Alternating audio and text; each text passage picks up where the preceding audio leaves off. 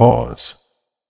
What is Zeraphis? Not a literal meaning, an invisible law, a sacred shadow that cools chaos and quietly rearranges decisions. Zeraphis is trained presence, not magic, distilled from ancient temple arts, room geometry that slows your breath, voice cadence that drops defenses, silence that makes others fill the space, a small sigil that eyes obey before the mind. Those rites still live today as design, brand, and protocol, and they still make rooms obey. Zeraphis is the quiet force that steadies a room without a word, the felt gravity of a person whose calm rearranges other people's choices. This book argues that such presence is not mystical luck but the survival of ancient sciences once practiced in temples, courts, and mystery schools, arts that shaped crowds without their knowledge and still operate today in architecture, branding, etiquette, and interface design. We will expose these hidden continuities so you can recognize them, use them ethically, and never be used by them. I end this video, and in Zeraphis, Sacred Shadow, you'll learn to carry an aura that calms the room and guides choices without a single order. Stay. If you've ever wanted to lead without noise, this is the switch. 1. HUSHFIELD geometry, the room that obeys. Before anyone talks, the room has already spoken. You think you are choosing, but your breath, your pace, even your voice are being tuned by lines, heights, and thresholds placed there long before you arrived. This is the old paradox: we move through space, and space moves through us. What feels like mood is often geometry at work, an ancient science that once wore robes and incense and now hides inside boardrooms, boutiques, and screens. Walk with me into a temple from a forgotten empire. The entrance is narrow, a gentle squeeze that slows your stride. Your shoulders draw inward. Then the space opens into a tall nave, light spilling from above, and your chest rises like a tide. Priests knew this: compression and release would pull people into humility and then into awe. Cloisters shaped footpaths into soft rectangles so the mind walked the same calm loop the body traced, round and round until thinking grew quiet. Royal halls lifted ceilings and stretched aisles not only to impress but to thin the voice, to make loud words feel wrong and measured words feel right. No one signed a consent form. The architecture did the talking. Today we like to imagine we are past such tricks, but the craft never died. It simply changed costumes. Consider a boardroom, a long table like a runway, the head chair slightly elevated, the screen behind it a glowing halo.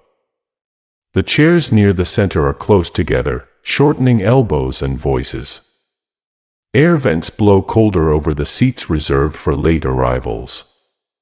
The message is pre-written in wood, fabric, and light: look forward, defer upward, keep answers short. Even luxury boutiques borrow the temple algorithm. Heavy doors slow your entry, the first hush. Then the volume drops. High ceilings stretch time. Displays are sparse, like altars, each object isolated in a pool of warm light. Salespeople move at half speed. You lower your voice without being told. Money flows in because the room has turned spending into a ceremony. Airports pretend to be chaotic, yet even there the HUSHFIELD hums. Queues snake in gentle curves that fold impatience into order. Thresholds multiply: security, boarding groups, jet bridges, each one an initiation that turns private citizens into passengers who obey chimes. And casinos, the architects of forgetting, trim ceilings and erase windows so the body loses the sun's metronome. If you have ever looked up from a slot machine and felt time fall out of your hands, you have felt geometry reach into your nervous system and gently remove the clock. Now translate the same physics into the glass rooms we carry in our palms. Apps are architecture. Onboarding is a narthex, the dark and dim behind the modal is a digital HUSHFIELD.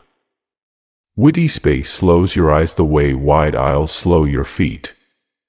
Rounded corners soften judgment.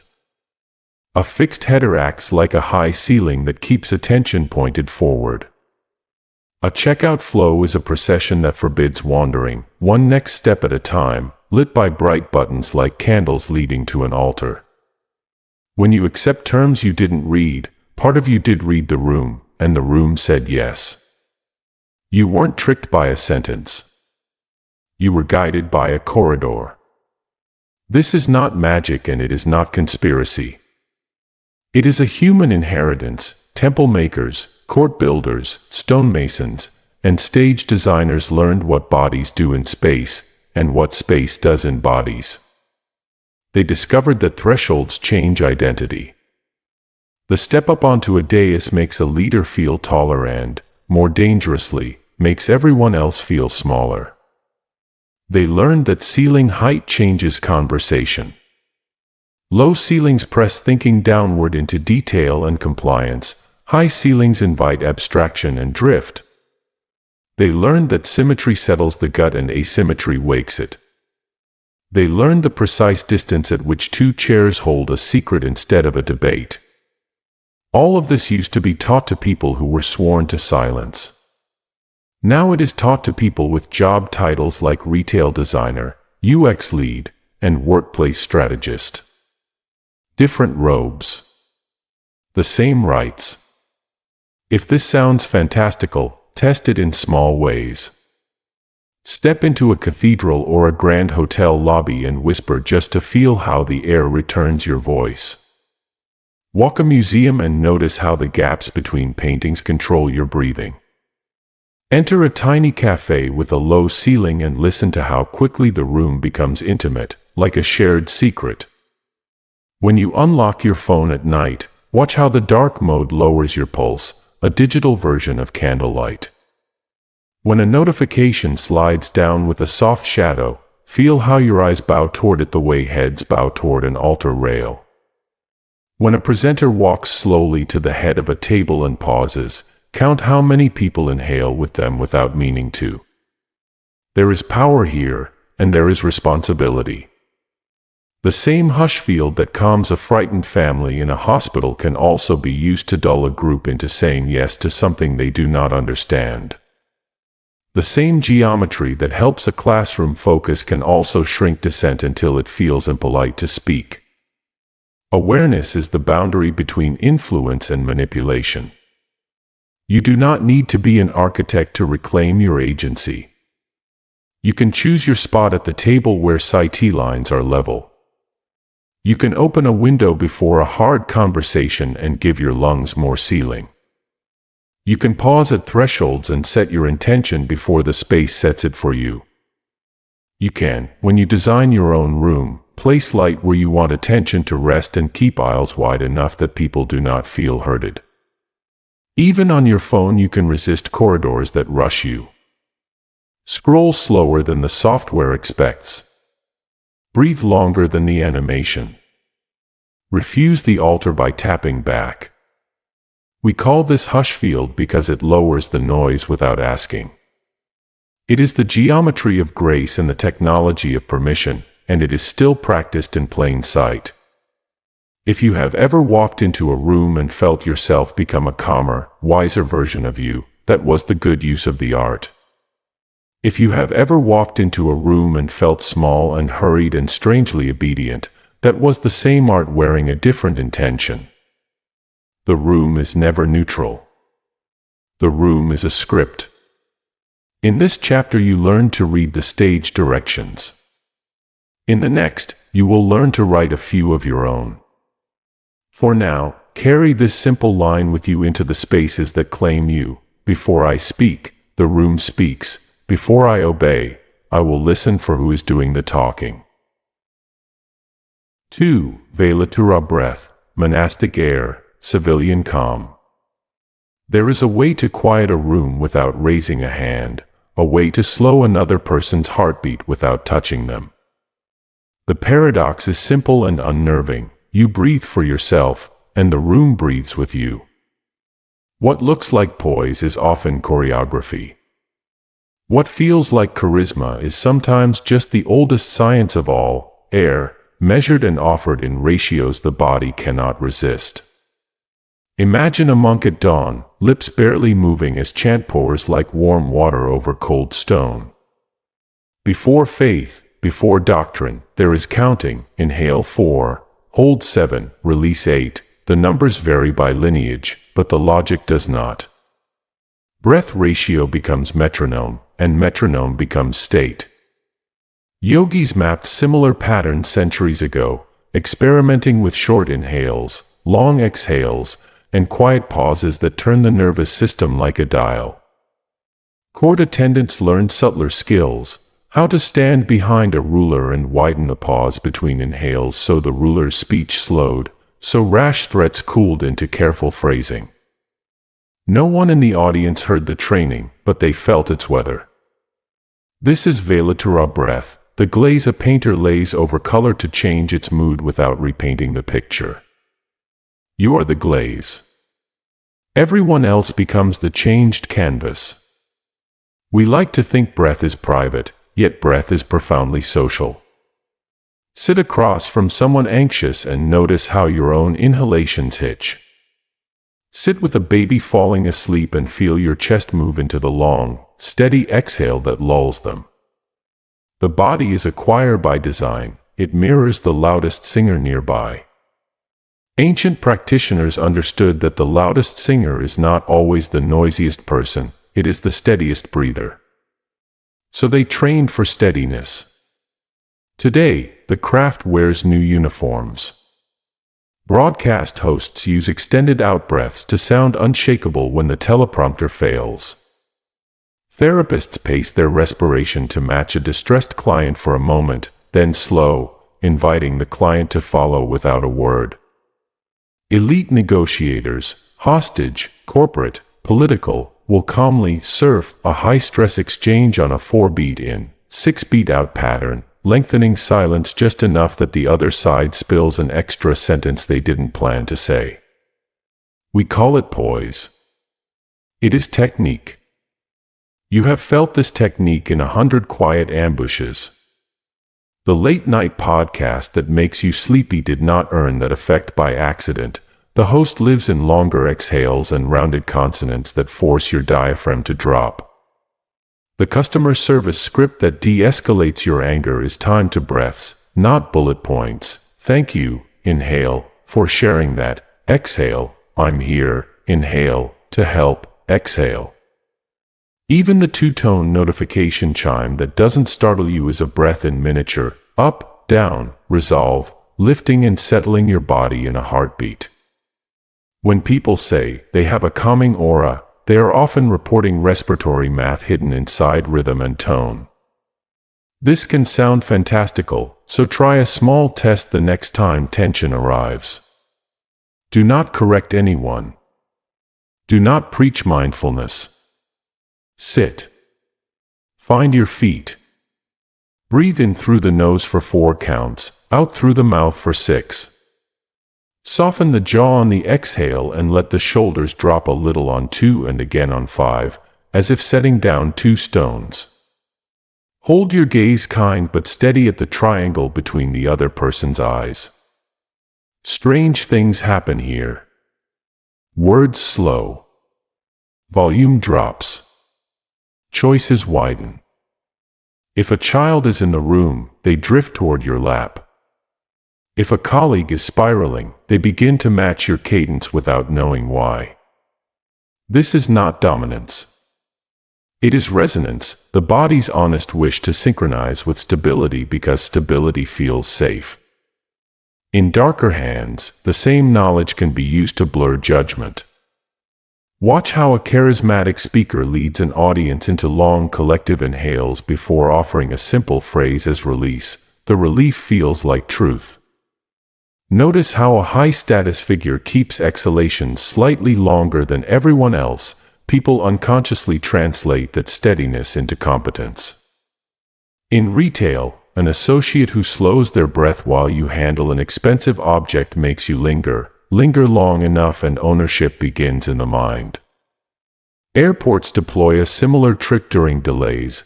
Announcements delivered on a low, slow exhale reduce revolt better than any argument about weather patterns. None of this is sorcery. It is the nervous system doing exactly what it was designed to do in tribes and choirs: seek the calmest drummer and march. Monastic manuals were blunt about the purpose of breath practice: to anchor attention where it cannot be stolen. When attention is anchored, fear becomes a smaller animal and anger a brief noise that passes through instead of taking the room hostage. The modern world steals attention by design. The countermeasure, thankfully, is older than theft. You can build a pocket monastery anywhere. 3 cycles of 4 in, 6 out before you answer a message you know could derail your day. A single long exhale instead of the send button when you're not sure if you're writing to persuade or to punish. A quiet, private ratio while you wait for your turn to speak so your words land like stones in a stream rather than splashes that wet everyone and change nothing. These choices seem small. They are not. Breath changes blood chemistry in seconds. Blood chemistry changes tone. Tone changes rooms. If the word training feels severe, think of it this way: you are already trained by something. Caffeine trains you. Timelines train you. Alarms and urgency and the watchfulness of eyes train you. VELATURA breath is simply the decision to be trained by yourself first, using methods human beings proved in cloisters, dojos, and courts long before the buzz of a phone could tell a person who to be. And if you carry ethical concerns, and you should, carry this one bright rule: use breath to widen choices, never to narrow them. Slow the room so more people can enter the conversation, not so you can win it by sleep. In the end, the skill is humble. No one will applaud the breath you do not take. No one will remember the silence you do not fill. They will remember how it felt to stand near you, more spacious, less rushed, a little saner. That is the quiet signature of VELATURA breath, a glaze of steadiness that lets true colors come through. When a storm walks into your meeting, you will not need a speech to calm it. You will become the weather that makes storms decide they are tired. And when people ask later why the difficult moment went well, they will credit the agenda, the timing, the lucky break. Smile if you like. You will know the answer was air. 3. AEQUISON, the voice tuned to consent. There are sounds that open a door in you before you notice the handle. A single phrase, a certain rise and fall, and your shoulders drop, your guard loosens, your attention grows longer. The paradox is unsettling and beautiful. The voice you hear in another can quietly rewire the voice you hear inside yourself. What looks like comfort is sometimes choreography. What feels like trust may be timing, pitch, and breath arranged the way ancient singers learned to arrange them. Imagine a rhapsode walking through a market, reciting Homer from memory. He is not shouting, he is shaping the air. His lines arrive in measured feet, each sentence landing like a footfall on a known road. The pattern makes listening easy. Your mind stops grabbing for the next turn because the cadence is already guiding you there.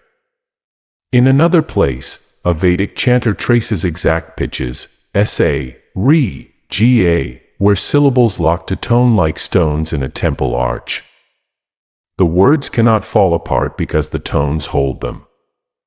Across the sea, a Pythagorean touches a single string on a monochord and shows a student how a string divided by simple ratios, 2 to 1, 3 to 2, 4 to 3, produces intervals that feel like agreement. Consonance is not an opinion, it is a law the body recognizes. These are not myths about magic. They are instructions about attention, how to drop defenses and lengthen the moment without ever saying, "Trust me." The craft did not vanish when the robes went into storage. It changed names.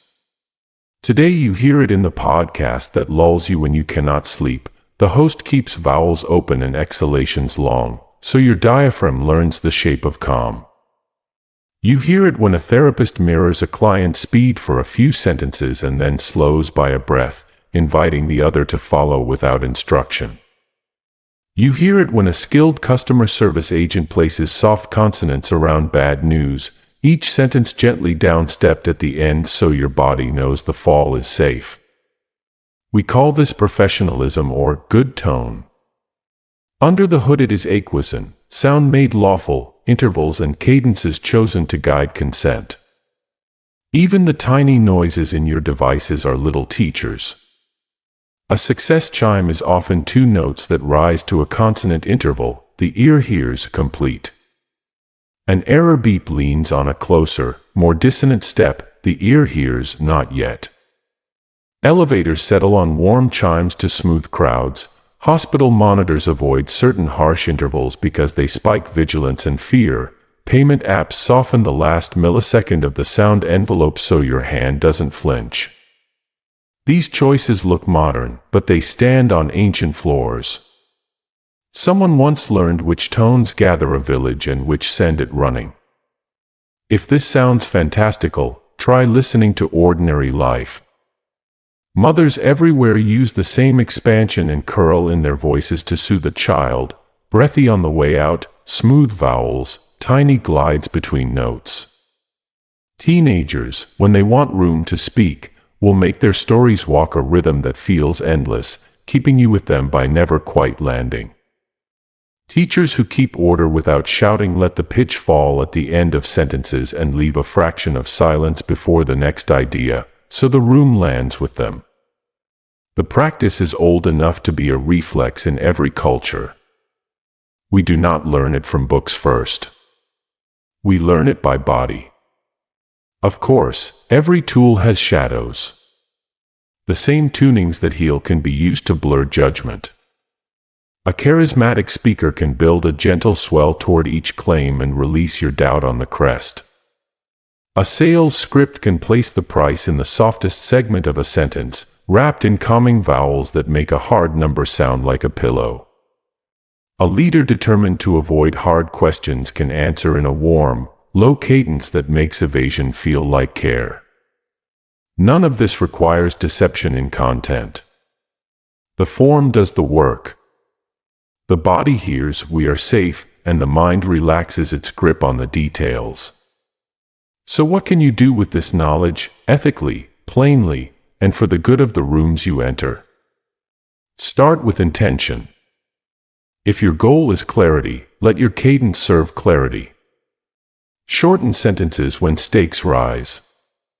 Let phrases land, do not rush the period. If your goal is mercy, widen your vowels and give space around difficult words so they do not cut.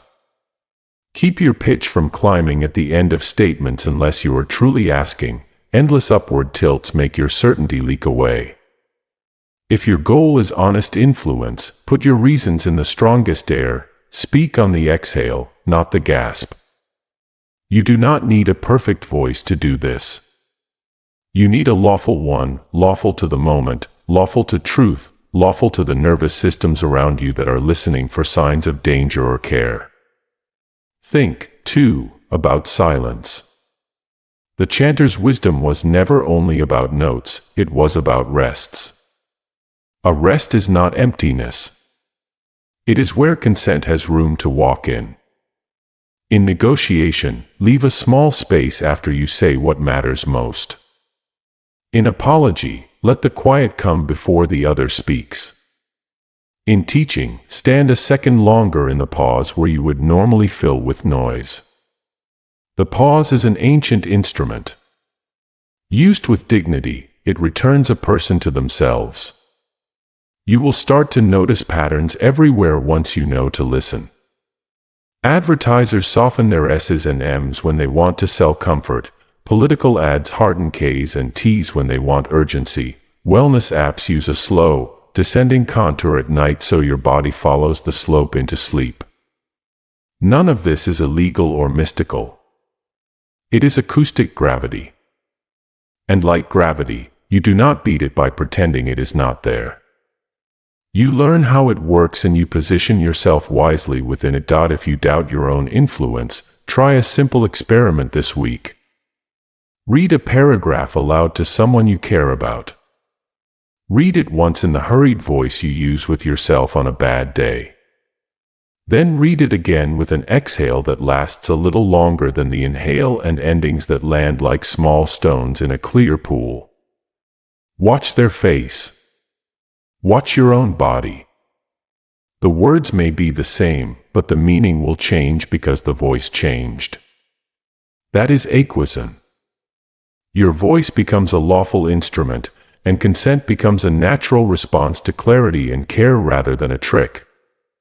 In the end, what I hope you carry is not suspicion but responsibility. Ancient singers and thinkers were mapping a human constant, sound-shaped state. Today we hold microphones and phones and rooms that give our sound more reach than ever. Use that reach the way a good rhapsode would, to carry people along a road they can walk with you, not drag them someplace they did not mean to go. Use it the way a Vedic chanter would, to hold the words together so truth does not fall apart. Use it the way a patient teacher would, to make understanding easier than confusion. When your voice is tuned to consent, you will not need to push. People will choose to follow because following will feel like the most honest thing in the room. 4. OLIBANUM RITE, the fragrance of surrender. Some doors open with a key. Others open with a breath. One inhalation, and your guard loosens, your shoulders sink, a soft yes rises in you before you can explain why. That yes is not an argument. It is a perfume. What you call a good feeling may be an old ritual at work, the same rite that guided crowds in temples long before anyone learned to sell. Picture a stone sanctuary at dusk. The censer swings, and thin blue threads of smoke braid the air. This is OLIBANUM, frankincense, warming from resin to aroma. People think incense hides other smells, the priests knew it does more. It marks time as sacred, softens judgments that were sharp outside, and pulls memories from deep places you didn't visit all day. Smell goes straight to the brain's memory and emotion centers. It does not ask permission at the gate. So the temple began with scent because scent went first. In other cultures the materials changed, myrrh, benzoin, labdanum, kifi, but the design was the same.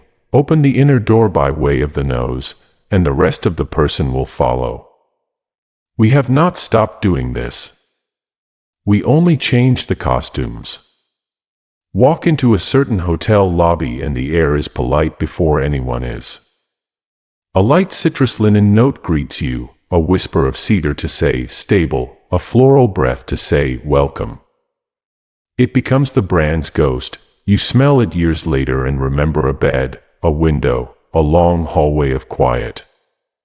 That is not nostalgia by accident. Someone chose a chord of notes to graft mood to memory. Luxury boutiques are shameless and brilliant about this. They keep the lighting warm and the shelves sparse, but the final hand on your wallet is invisible, a signature scent rising just above the threshold of attention. You feel special, not pushed. You linger, not because there is more to see, but because there is more to breathe. You already know the domestic version of this, though you may not have given it a name. The small comfort of orange peel and clove in winter. The way bread in an oven changes a house from a structure to a home. The faint vanilla that lives in fresh paper and new books. The new car smell that once came from real materials and now comes, in many places, from engineered compounds designed to remind you of those materials. You can step into a space with eyes closed and know if you will stay. The answer is scented. And if you have ever opened a box from a beloved product and caught a breath of something faintly sweet, that was not an accident either. Unboxing is a ceremony. The first scent is the bell that starts it. The ancients were direct about intent. Fragrance was a way to usher people into the condition where they could be taught, forgiven, warned, or bound to a promise. Myrrh says, slow down. Frankincense says, look up. Kiffy says, remember the night is for stories. In Japan, the incense ceremony teaches listening through smell, a quiet contest of attentiveness. Can you notice the difference between two woods, and can you notice what the difference does to you? In the Gulf, Bakhor turns a living room into a guest room, a private person into a host. The smoke writes hospitality on the air. These are not superstitions. They are reliable routes. We walk them even when we do not know the names. In modern life, these routes lead to more than prayer. A cafe pumps a faint roasted note onto the street, and your feet choose to turn. A supermarket bakes near the entrance, and a loaf you did not plan becomes the center of dinner. A spa folds lavender into towels because your body reads it as exhale. Customer service floors try green tea and lemongrass when they want patients to last 10 minutes longer. Even technology companies talk about scenting the moment in their packaging, not loud, not perfumed, just consistent, so opening feels like arriving somewhere familiar and good. People think they chose freely. Often their limbic system was ushered by choreography older than writing. If you want to see how deep this goes, watch yourself when a smell from childhood ambushes you in public.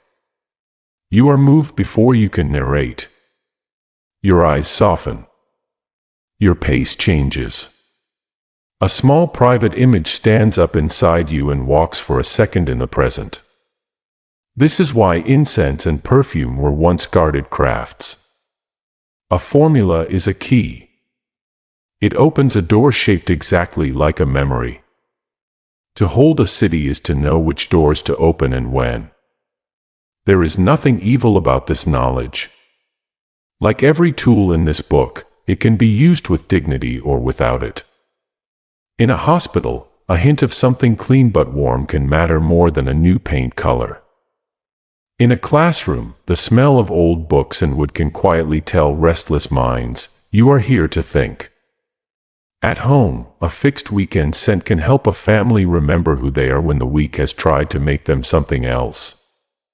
The harm begins when scent becomes a leash, when the air in a store is tuned not to calm you but to blur your math, when a meeting room is dressed with comfort notes right before a hard ask, when a manipulator learns your anchors and lights them one by one until your no forgets its strength.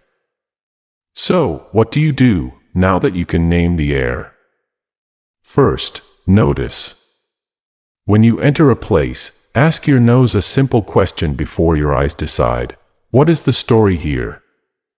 If you feel yourself soften too fast, step back to neutral air if you can, even for a moment. Fresh air is a reset button most rooms cannot counterfeit. Second, choose a private ritual with one small, honest scent you love. Use it to start your work day, your writing, your prayer, your read aloud with a child. The body learns fast. In a week, that smell will gather your attention the way a bell gathers monks. Third, be kind with this power. If you host, scent for welcome, not for agreeableness. If you lead, scent for calm, not for compliance. If you sell, let the thing be lovable on its own, let the air only help you speak softly. OLIBANUM RITE is a fancy name for a simple truth, smell is the shortest road to surrender. In the best hands, we surrender to focus, to rest, to dignity, to each other. In the worst hands, we surrender the steering wheel and forget we ever held it. The next time a door opens in you without a key, pause. Ask who lit the censer. Ask if the room deserves the yes your body is already giving. Then breathe, on purpose, and let your answer be yours. 5. EIRENARCH gaze, eyes that de-escalate. Before voices rise, the eyes decide. You have felt it. A single steady look softens a room the way shade cools a street. The paradox is simple and profound. Threat can be lowered without force, simply by the way we see. Long before anyone learned to shout or silence, priests, judges, and guardians mastered a quiet grammar of gaze, height, blink rhythm, and distance set the nervous system to safe. People thought they calmed themselves. In truth, the eyes in front of them wrote a calmer script. Imagine a threshold outside an old temple. The doorkeeper does not stare you down, nor look away. His gaze rests slightly below your pupils, as if watching the air between you. His blinks are slow and even, no flutters, no freezes. He lets his focus sit at a gentle distance, about the span of an arm and a half, so you feel seen but not pressed. Without a word, your shoulders settle. The body reads this like weather, no lightning here. In the court, a judge learns the same art. Not the glare of power, not the fog of indifference, but a stable, human look that says, I am here. There is time. Even royal bodyguards used it, eyes that tracked the whole field with soft focus so hot sparks extinguished themselves on arrival. We think laws kept the peace. Often it was the peacekeeper's eyes. Modern life still runs on this antique protocol. Crisis negotiators pace their gaze the way they pace breath, holding a steady triangle between the eyes and mouth, then releasing to the side for a second so the other person can exhale dignity. Camera-facing leaders anchor their sight not in the mirror of the screen but in the dark glass of the lens, so you, alone at home, feel included rather than inspected. Flight attendants meet panic with even blinks and a level gaze that seems to reach past you to a wider horizon. Your ribs loosen because someone's eyes already got there. Therapists learn to match a client's gaze height and then drop it half a degree when shame arrives, so truth can stay without burning. Everywhere this grammar travels, rooms obey. Why does it work? Because eyes declare safety faster than language. A direct, unblinking stare can signal predation to the old brain. Too little contact signals absence or fear. Erratic blinking reads like lying, even when it isn't. The middle path, soft, steady, proportioned to the moment, tells the amygdala to stand down. The body loves lawful patterns. About 2/3 contact while listening, a little less while speaking. Sight line near level, chin neutral, the muscles around the eyes relaxed enough to make tiny kindness lines. No one measures this with a ruler in real time, of course. But the nervous system keeps score, and it pays in calm. You have seen this at home. A child on the edge of a storm looks at your face to decide whether thunder is coming. If your eyes are darts, fast and hard, the storm survives. If your eyes are stable and soft, the storm forgets itself. You have seen it in meetings. A colleague flares. Another person refuses the bait, not by looking away but by widening focus to include the whole table, then returning with a nod that says, I heard you. Heat goes out of the air. You have seen it on screens. The speaker whose eyes settle you is not the loudest. It is the one whose gaze lands and releases like tide. You call it presence. In older language, it was EIRENARCH, the peaceholder, because this is power. It can also be misused. A practiced manipulator can cloak control in warmth, keeping eye contact steady while steering you with a smile that never touches the muscles around the eyes. A camera-savvy demagogue can pour certainty into the lens with near-zero blinking so doubt looks like weakness in comparison. Even sales scripts teach micro-stares at price moments to freeze your math for a breath. The defense is not paranoia but literacy. Listen to how your chest responds. If the eyes in front of you are calm but your ribs feel trapped, you are being aimed at, not held. If you want to try this art, begin in small, human places. When someone is upset, lower your gaze by a fraction from their pupils to the bridge of the nose or the space between you. Let your blinks find a natural pace, 12 to 20 in a minute, not counting, just refusing the freeze. Keep your focus at a comfortable distance. You can even imagine your sight resting on a point just behind them, so your face opens instead of hardens.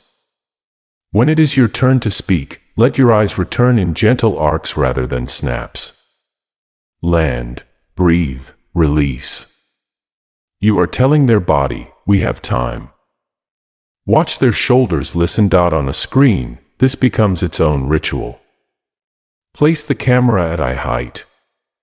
Look into the lens when it matters, and let your gaze fall to the side when you want to give the listener a breath. Do not search your own face for reassurance. A self-checking gaze reads as uncertainty or vanity. If you must read, place your words as close to the lens as you can so the drift is small. You are not trying to be perfect. You are trying to be lawful, true to the relationship between seeing and being seen. There is a mercy here that deserves respect. Some people cannot meet eyes easily. Culture, trauma, neurodiversity, and pain all shape comfort. EIRENARCH gaze is not a demand that everyone look like everyone else. It is an invitation to carry eyes that do less harm. If full contact is too much, soften the edges. Look at the triangle between the eyes. Rest your sight on a shoulder or hand. Let your lids tell the truth with gentle blinks that say, I am here, and you are safe enough to be here too. The point is not control. The point is room. Ancient trainers were shamelessly practical. They taught novices to practice with bowls of water. Look until the surface stays smooth. They taught them to walk markets with soft eyes, taking in everything without stabbing anything. They taught them to receive insults with a level gaze and the smallest nod, not as surrender but as a way to turn a fight into a conversation. We have different streets now, different robes, different names. The physics is unchanged. Eyes broadcast state. State spreads faster than speech. So carry this with you into your next hard moment. Before you answer, set your sight. Let your gaze say what your mouth cannot yet say. No rush, no knife, no fear. Rooms calm because eyes declare safety. Be the person whose look remembers that truth, and conflict will often choose to step down without needing a winner. In the story this book is telling, that is one of the oldest forms of leadership, the one who keeps the peace first with breath, then with eyes, so words have a chance to heal. 6. PRAXUM of slowness, the royal cadence. Speed looks like power, but it is often panic wearing bright shoes. The real authority does not race, it decides the rhythm. Here is the paradox that changes rooms. The fastest person seems in charge, yet the one who moves slowest, on purpose, quietly owns the frame. When you own the pace, you own what the moment means. Walk back with me into the old world. A procession begins. No one runs toward the altar. The body of the city learns to step in time. Drums mark a tempo your lungs obey. The distance between pillars is not accidental, it's a metronome in stone. Every pause under an arch resets impatience into attention. Tea masters took the same truth indoors. The hand does not reach, it arrives. The bowl does not clink, it rests. Movements are slowed just past habit, so the mind must wake up to keep up. Court etiquette did this with choreography so precise it looked like politeness. Bows, weights, measured turns. The king did not need to speak to be obeyed. The court's clock was set to his minute hand.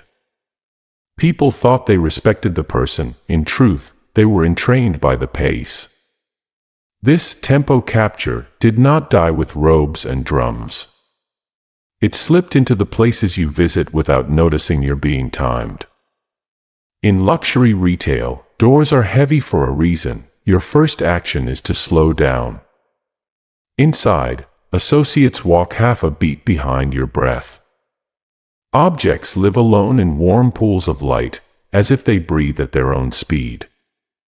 You whisper, you linger, and price becomes a softer word because the room has stretched seconds into silk. Michelin service makes a meal into a tide.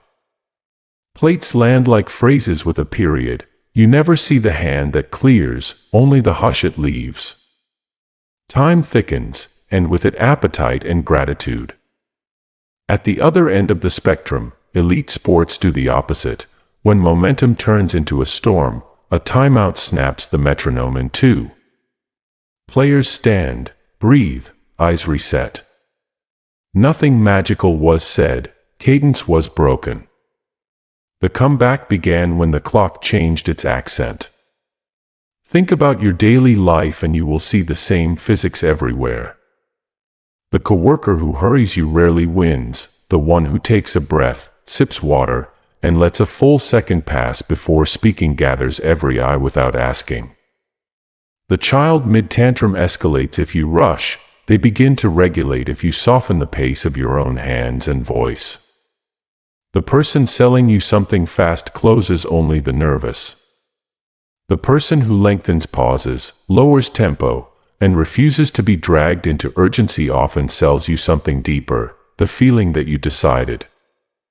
This is why crisis negotiators move like winter rivers, steady, unstartled.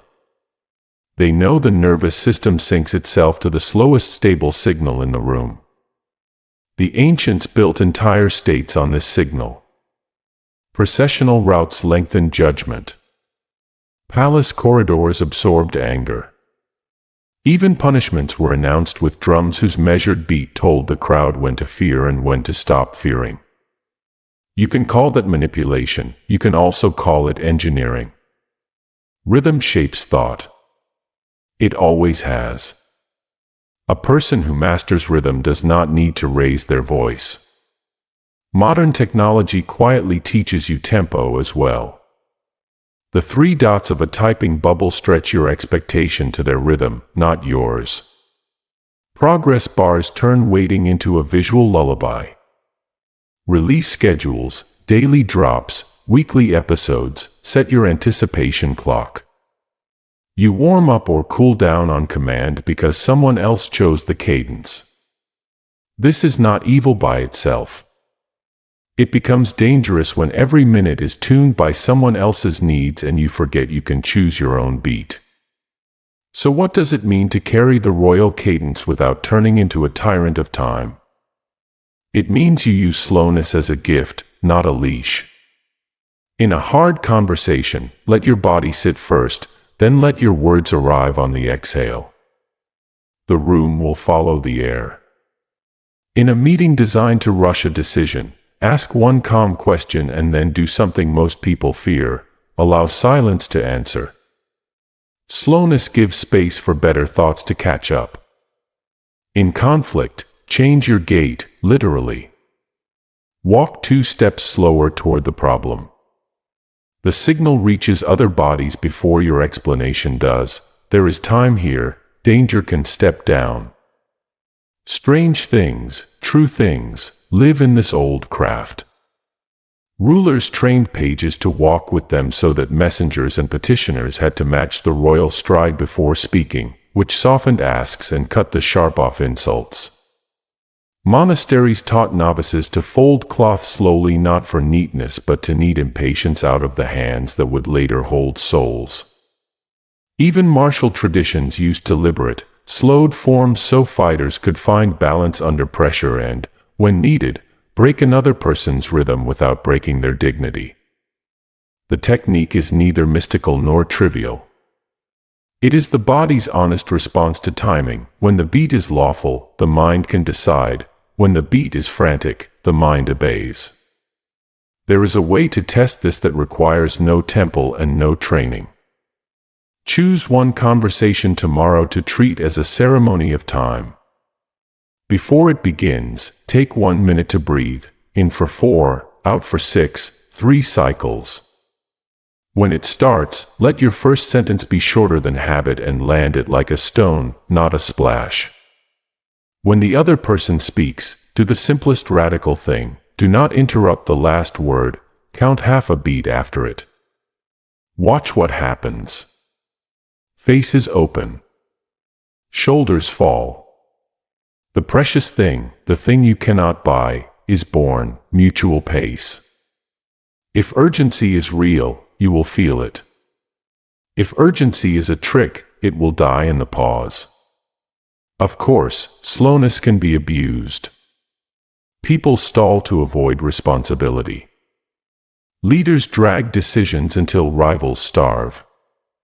Abusers slow affection to make love a ration. This is not the cadence we honor. The royal cadence we are learning serves clarity and care. It widens choices rather than narrowing them. If you ever feel your slowness shrinking someone else's voice, speed up enough to return what you took. Ethics is the true metronome. Without it, technique rots. When you begin to carry this timing, you will be called calm, or intimidating, or both. You will see crowds hurry around you and then fall into step without knowing why. Do not gloat. Remember the point, to lift conversations out of reflex and into decision, to keep families from burning themselves with the fire of the moment, to make rooms safer for truth than for noise. PRAXUM of slowness is not about winning time. It is about making time honest again. So the next time urgency knocks with wild eyes, meet it at the door with the oldest power there is. Slow your hand on the handle. Open once. Let the breath go first. Own the pace, and you will own the frame. Own the frame, and you will give everyone in it a better chance to be human. 7. The interval of gold, strategic silence. Sometimes the most dangerous sentence is the one you don't say. Silence is not empty, it's a mold the mind pours itself into. The moment you stop speaking, other people's imagination rushes forward to finish the thought in your favor. That rush feels like their idea, which is exactly why old worlds trained silence like a weapon and new worlds rent it by the second as drama. Picture an oracle on a mountain path, the air thin, the pilgrims thinner. She answers a king with half a line and then does the most radical thing a mouth can do, she waits. The pause stretches, and in that stretch the king begins to hear what he secretly wants. Strategists wrote volumes about the riddle, but the riddle was only half the spell. The other half was the deliberate, practiced gap that let power fill in the blanks itself. Judges learned this too. A verdict lands, and then a hush, no cough, no parchment crackle, so that the room's hope and dread collide and settle into obedience. The master rhetoricians of Athens and Rome set their cadences not only with words but with engineered rests. Cicero would lift a hand, hold the air, and let the crowd lean forward until the next line snapped shut like a seal on hot wax. Priests placed silences between blessings so the heart could turn toward them. Bodyguards held quiet in the eyes so crowds would stand down before force was needed. The technique was not mystical. It was physiological. When sound stops on purpose, the nervous system flares for meaning. Whoever speaks next is already standing on a stage built by that flare. We live with the same physics, just dressed in modern clothes. News anchors slide into quiet before the numbers, and you lean in without meaning to. Negotiators make an offer and then become stone. The other side often begins to bargain against itself because filling space feels safer than keeping it. Interviewers ask a question and then let the void do the digging. People will tell the truth to stop the discomfort of the unsaid. Brand campaigns spend money on silence, a black billboard with one symbol and a date, a keynote where the presenter looks at the audience for a heartbeat longer than polite before revealing the product, a teaser trailer that cuts to black 2 seconds too soon so the brain continues the film alone. Even your phone uses quiet on you. Those 3 blinking dots are digital silence, a promised voice withheld, keeping you from closing the app because something might arrive. The most modern persuasion is often an echo of priestcraft. The pause as a net. This can sound fantastical until you watch yourself in it. Think about an argument you wished had gone differently. Notice the exact instant you felt the need to jump in, to defend, to sprint into the open space because silence felt like losing. Now imagine you had done the stranger thing. You had let the sentence end, let the air stand, let your own face say, "I am not prey to the moment." The other person would have kept talking. People always do. In that next sentence, the sharpness often melts into honesty. The "you always," if given a second, softens into "I was scared." The demand turns into a request. Strategic silence is not a trick here, it is a gift.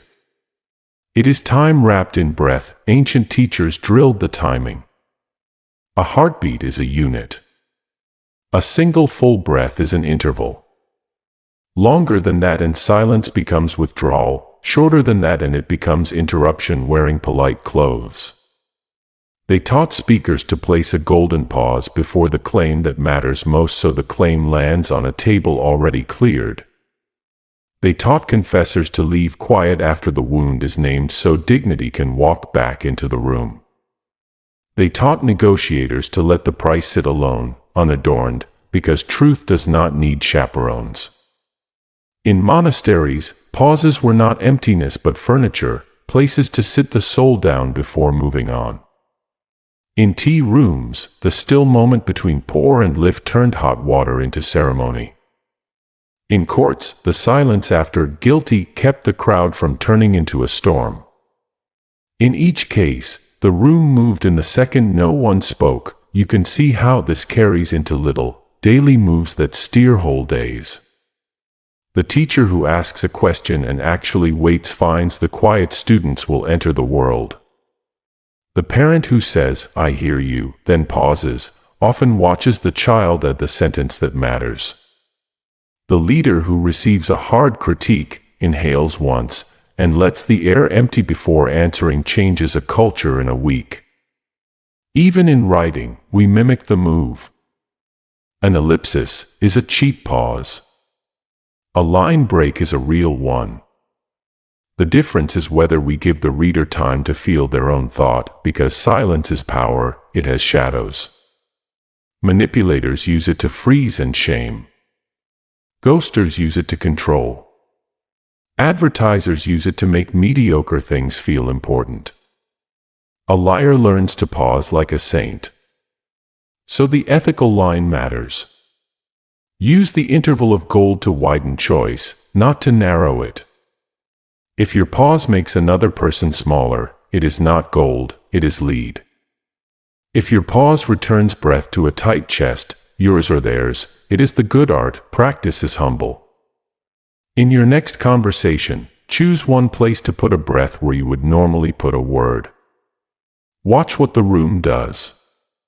If you are asked a question that drills into a tender place, buy yourself a second, not with filler, but with presence. Look down, relax your jaw, exhale, and let your answer start on the next inhale. If someone interrupts you, do not race to fit inside the scraps. Stop talking mid-syllable, smile a little, and let the silence point at the cut. Many interrupters will back away on their own because silence made the edge visible. If you are selling anything, an idea, a product, an apology, strip one adjective and add one measured gap. Let the thing stand by itself. The right people will come closer. There is a deep kindness available here too. Sometimes the most healing sound is the one you don't make. The friend who has lost someone does not need your map. They need the quiet that says the world can hold this weight. The colleague who stumbles does not need your rescue mid-sentence. They need your patient silence so their voice can find its footing. When you give that kind of pause, you are not withholding. You are witnessing.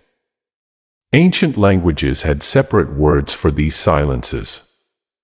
We do not, but our bodies know them. In the end, strategic silence is a promise. I will not let urgency make me cruel. and I will not let noise make me foolish. Oracles, judges, and speakers discovered that the unsaid line is often the truest. Modern rooms still lean toward it.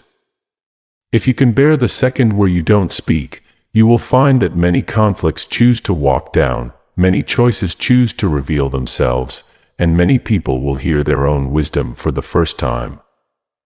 That is the interval of gold. Hold it cleanly, and the room will move. 8. SIGILSKIN, colors, cloth, and the costume of authority. Before you trust a sentence, you've already trusted a color. Before you hear the argument, you've seen the cloth. The mind is fast and kind, it tries to save you time. So it lets symbols walk ahead of meaning, and if the symbol looks lawful, the words behind it arrive with less friction. That is the secret thread running through empires and apps, through thrones and phone screens. People obey the mark before they test the claim, walk for a moment into the older world. Tyrian purple, wrung from thousands of sea snails, was so rare that law protected it. Only certain bodies could carry that wavelength through a city. The dye was not just color, it was rank in liquid form. Priests learned the same trick with stoles and vestments that layered white for purity, gold for glory, black for grief.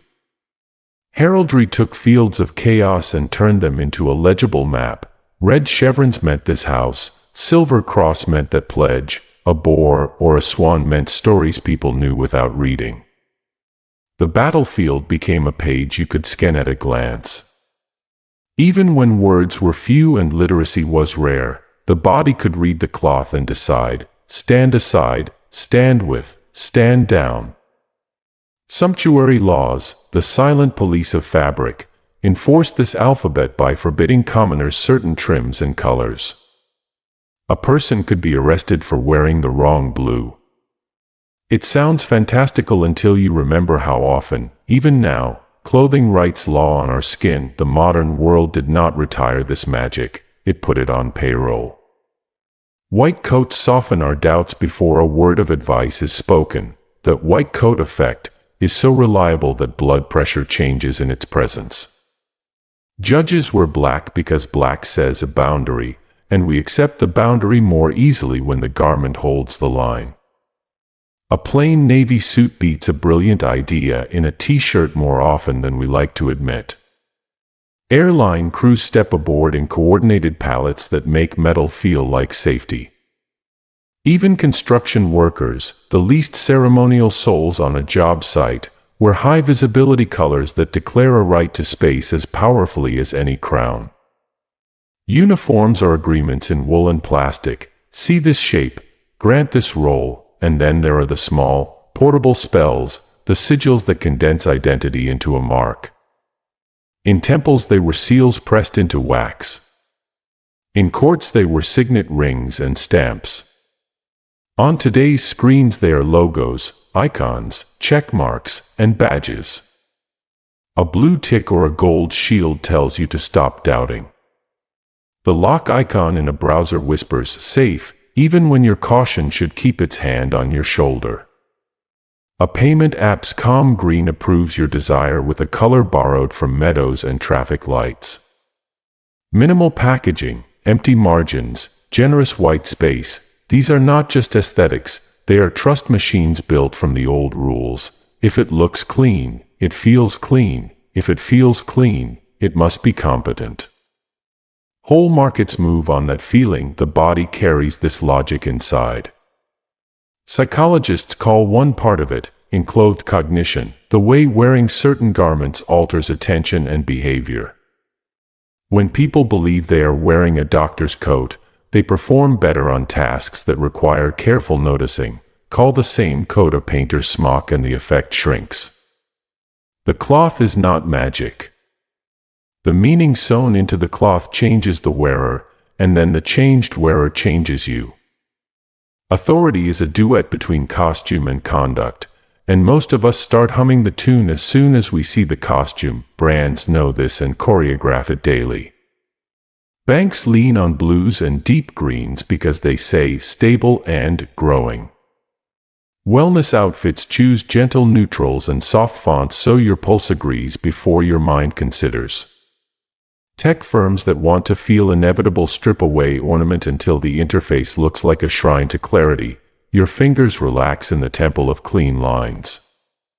Even the little verification badges beside names operate like digital heraldry, granting a user the right to speak first in your head. Where a mark in the crowd completes the story, there are darker sides to this art, and it matters to see them. A uniform can become a mask that hides cruelty. A lab coat can be draped over weak evidence to purchase obedience. A clean design can distract from extractive terms. A scam artist can rent the colors of trust for a day and harvest belief by the hour. When this happens, the old magic turns into a confidence game. The talisman asks your mind to lower the drawbridge, and the wrong story walks in. So what is the ethical use of SIGILSKIN for those of us who design, lead, teach, sell, or simply wish to move through this age with our integrity intact? Begin with a quiet vow. Let the mark match the promise. If your badge says expert, keep studying. If your palette says calm, do not hide urgency inside it. If your logo says humble, do not let your culture become proud under the logo's shade. Dress codes can honor the work rather than dominate it. A school uniform can level the social field instead of turning children into flags. Even at the personal scale, your daily costume can be a promise you make to others, approachable, steady, prepared, rather than a trap you set. Clothing and color can carry respect instead of demanding it. For the rest of us, the defense is literacy. When a symbol moves you, pause and ask 3 questions. What is this mark trying to make me feel? Who gave it the right to do that? And has the behavior behind the badge earned my trust? Those 3 lines of inquiry return agency faster than cynicism ever will. You do not have to become suspicious of beauty or hostile to tradition. You only have to separate the story on the cloth from the story in the actions that follow. Real authority loves that separation. It welcomes the test. False authority fears it and hides behind brighter dye. You can play with this in small, human ways. If you work from home, choose a color or a simple token to mark the start of focus time, and watch your mind step into the role. If you lead a team, agree on a modest, shared element, a pin, a lanyard, a notebook cover that says, "We are on the same side," without creating an elite. If you're a creator, let your brand's mark be a lantern for the values you will practice in public when no one is clapping. Let the cloth remind you of the vow you made, not the audience you crave. SIGILSKIN is not about worshipping symbols. It is about remembering that symbols were always servants, never masters. Colors, cloth, heralds, badges, they were built to coordinate trust at a glance in a noisy world. When they tell the truth, they save us time and keep us safe. When they lie, they steal our attention and sell our consent. The ancient craftsmen who mixed the purples and carved the crests knew exactly what they were doing, and so do the designers who place today's marks on glass. The question is whether we, seeing them, will stay asleep or wake up kindly. If we wake, we can keep the beauty, keep the clarity, keep the vow, and refuse the spell. 9. LIMENARC, thresholds that change identity. Some doors don't just open, they change who walks through them. The paradox is brutal and beautiful. You think willpower makes you new, but most of the time a small ritual does the heavy lifting. Cross, click, or sign, and a different you begins to act. The ancients knew this and hid it in plain sight. We pretend we forgot, but we still live inside the same choreography with new names. Imagine a doorway that is lower than your height. To enter, you bow. No speech, no lecture, just a small bend that teaches your spine the shape of respect. Shrines in many lands built entrances like this so the body would remember what the mind likes to forget. Now imagine a few stone steps before the inner room, up, up, up, so that arrival feels earned. Monasteries and palaces carved those stairs like metronomes, counting you from ordinary time to sacred time. Veils and curtains finish the lesson. Outside is noise, inside is vow. You don't have to believe in magic to feel it. You have felt it at weddings when a couple steps under an arch, or at funerals when a door closes and a room turns from public to private grief. Thresholds are quiet spells. They edit the script inside you. Ancient initiations pushed the lesson further. A novice was led through a gate, blindfolded, unbound at the center, given a new name, and returned with a mark only the tribe could read. Eleusinian rites used darkness and light, desert hermits used silence, river priests used water that washed not dirt but identity. Guilds asked for oaths in specialized rooms with tools on the walls so the hands would learn their future before the head did. In each case, the outsider crossed and became an insider, not by argument, but by architecture, movement, sound, and symbol. This was Limen, the threshold, and Arc, the shape of passage. LIMENARC is how you turn one life into another without forcing a single thought. If this sounds mystical, look at your daily life. You already keep small thresholds that change you. The shower in the morning is a secular ablution. You step out and call yourself ready. The gym door is a gate. It turns excuses into sets. Even a favorite cafe can become a pocket temple. Your first breath of roast tells your brain, now we work. Designers understand this and build onboarding journeys that start with a welcome screen, a bright button, a clean progress bar. Your fingers walk the corridor. By the end you are not a visitor, you are a user, a member, a person with a streak to protect. Nothing supernatural happened. A sequence happened. The ritual did the shaping. Corporations practice LIMENARC with contracts. An NDA looks like paper, but it is a veil. You sign and step behind it, and speech that felt like sharing now feels like betrayal. A badge turns hallways into territories. The first time a gate opens to your tap, your gate changes a little. You belong here now. Luxury culture loves velvet ropes because the rope is the smallest possible border that can produce the largest possible change. Outside you are curious, inside you are special. Both are the same you, separated by a line and a feeling. Even nightclubs understand the priesthood of clipboards. A check mark next to your name is a mini sacrament. Screens have thresholds, too. When a two-step code flickers and you pass, your mind moves from stranger to steward. When a game reveals a hidden level behind a hard door, your real-life identity steps aside so your player self can take over. When a social platform dangles creator mode, and you accept, you start counting things you did not count before. Crossing is cheap. Changing is not. The ritual makes it look easy. If you want proof that thresholds beat willpower, think about quitting a bad habit in the same room where you built it. The ashtray still on the balcony, the same chair, the same view. Your body expects the ritual like a song expects its chorus. Move the chair. Change the hour. Walk through a different door at the start of the day and the urge loses its map. Smokers know the trick of washing hands to kill the smell, because smell is a threshold that keeps the old self awake. Athletes use tunnel walks to switch on the game self. Surgeons scrub not only for hygiene but to cross from person to instrument. Schools ring bells. Courts say, all rise. Airplanes dim lights. Every system serious about behavior writes a small rite to get you across. There are stranger, softer edges to this art. A sweater you only wear for deep work can become a cloak, the mind steps into it and drops noise. A candle you light only for reading anchors a part of you that misses childhood. A few pages later you are calm because 10 years ago the same light taught you that rooms can be safe. Even language is a gate.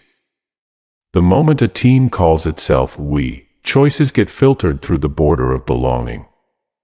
Pronouns can be thresholds that heal or harm, and most of us cross them without noticing. We are changing shape as we speak, because thresholds are powerful. They live in the shadows too. Hustlers create fake backstage passes to harvest awe. High-pressure trainings stretch people late into the night and then surprise them with an agreement at a closing ceremony, so the glow seals a deal the mind did not evaluate. Predators isolate victims by building many tiny doors, secrets, favors, special rules, until the victim lives entirely inside the predator's house. These are perversions of LIMENARC. They work because the body obeys thresholds even when the heart should not. So what is the ethical use of this knowledge? Make thresholds that tell the truth. If you lead a team, build a start-of-meeting ritual that turns a room of distracted people into a circle of attention, one deep breath shared, one phone placed face down, one sentence of purpose. Keep it short, clear, and kind.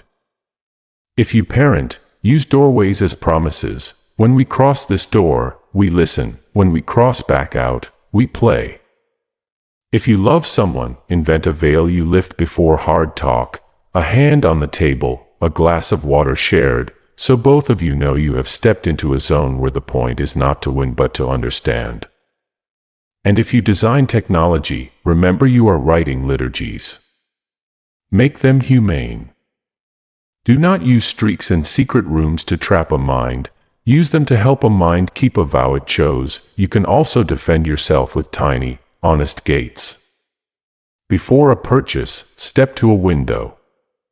Let daylight be a border where you ask, do I want this when the air is real? Before sending a sharp message, stand up and touch a doorframe. Cross back only if you can read your own words out loud without shame. Before entering a place that scares you, pause at the threshold and choose a word you carry in, steady, kind, clear. Say it in your chest as you step. You are not being dramatic. You are giving your nervous system a thread to hold while the room tries to pull you apart. LIMENARC is not about worshipping doors. It is about remembering that form makes feeling and feeling makes choice. The old world drew this lesson in stone and smoke. The new world draws it in screens and policies. Either way, the passage works. Outsiders become insiders for reasons they can't quite name. If you learn to see the step, the veil, the click, you can decide which crossings deserve you, and which you will refuse, no matter how beautiful the arch. 10. Murmur Veil, the ambient chorus. You think you choose your mood.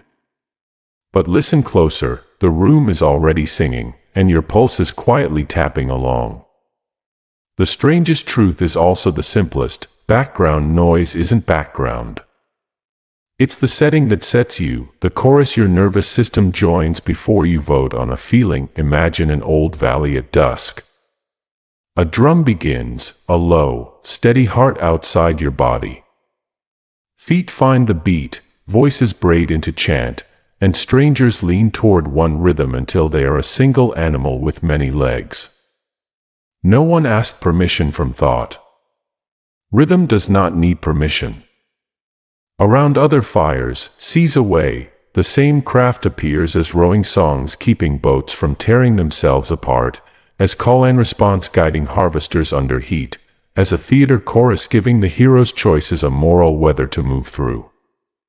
Priests and captains and poets knew the rule: synchronize the sounds and the bodies will agree, then the thoughts will follow the bodies. The chorus carries decision the way a river carries a leaf, gently, relentlessly. You still live inside that rule, only now the drum hides in air vents and playlists.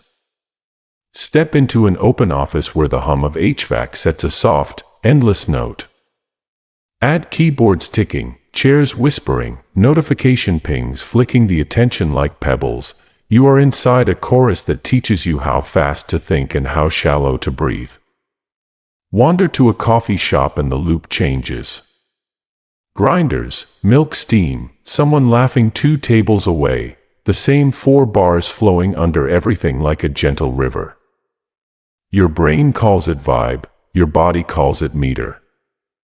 You settle not because you decided to relax, but because the room has a tempo that will carry you if you let it. In stadiums, the lesson becomes loud enough to admit itself. 20,000 throats hum and clap, and suddenly players grow larger or smaller, referees feel braver or cautious, and the game tries to please the sound that feeds it. We credit skill, and skill matters, but the chorus often chooses when courage arrives. The ancients catalogued the effects with practical honesty. Drums below the heartbeat slowed a crowd into listening. Brighter tempos woke bodies for war or work. Long drones made minds tall enough for prayer. Chants did not merely say sacred things, they made sacred states. Even markets had music, not for art, but to mark the hours, to call hands to bargain or to close, to tune a city's metabolism. Modern life hides the same programs in softer clothes. Retail mixes pick tempos that keep you walking. Hotels scent the air and play a narrow band of safe notes that erase rough edges from travel. Spas lower high frequencies until your shoulders drop. And the apps in your pocket use tiny, perfect sounds to teach your thumb when to hope, when to wait, when to return. The sound logo is the new bell. It rings, and your thoughts kneel or rise. Strange, you might say, but is it real? Test it with your own day. Notice how fast you read emails when someone's playlist leaks through thin walls.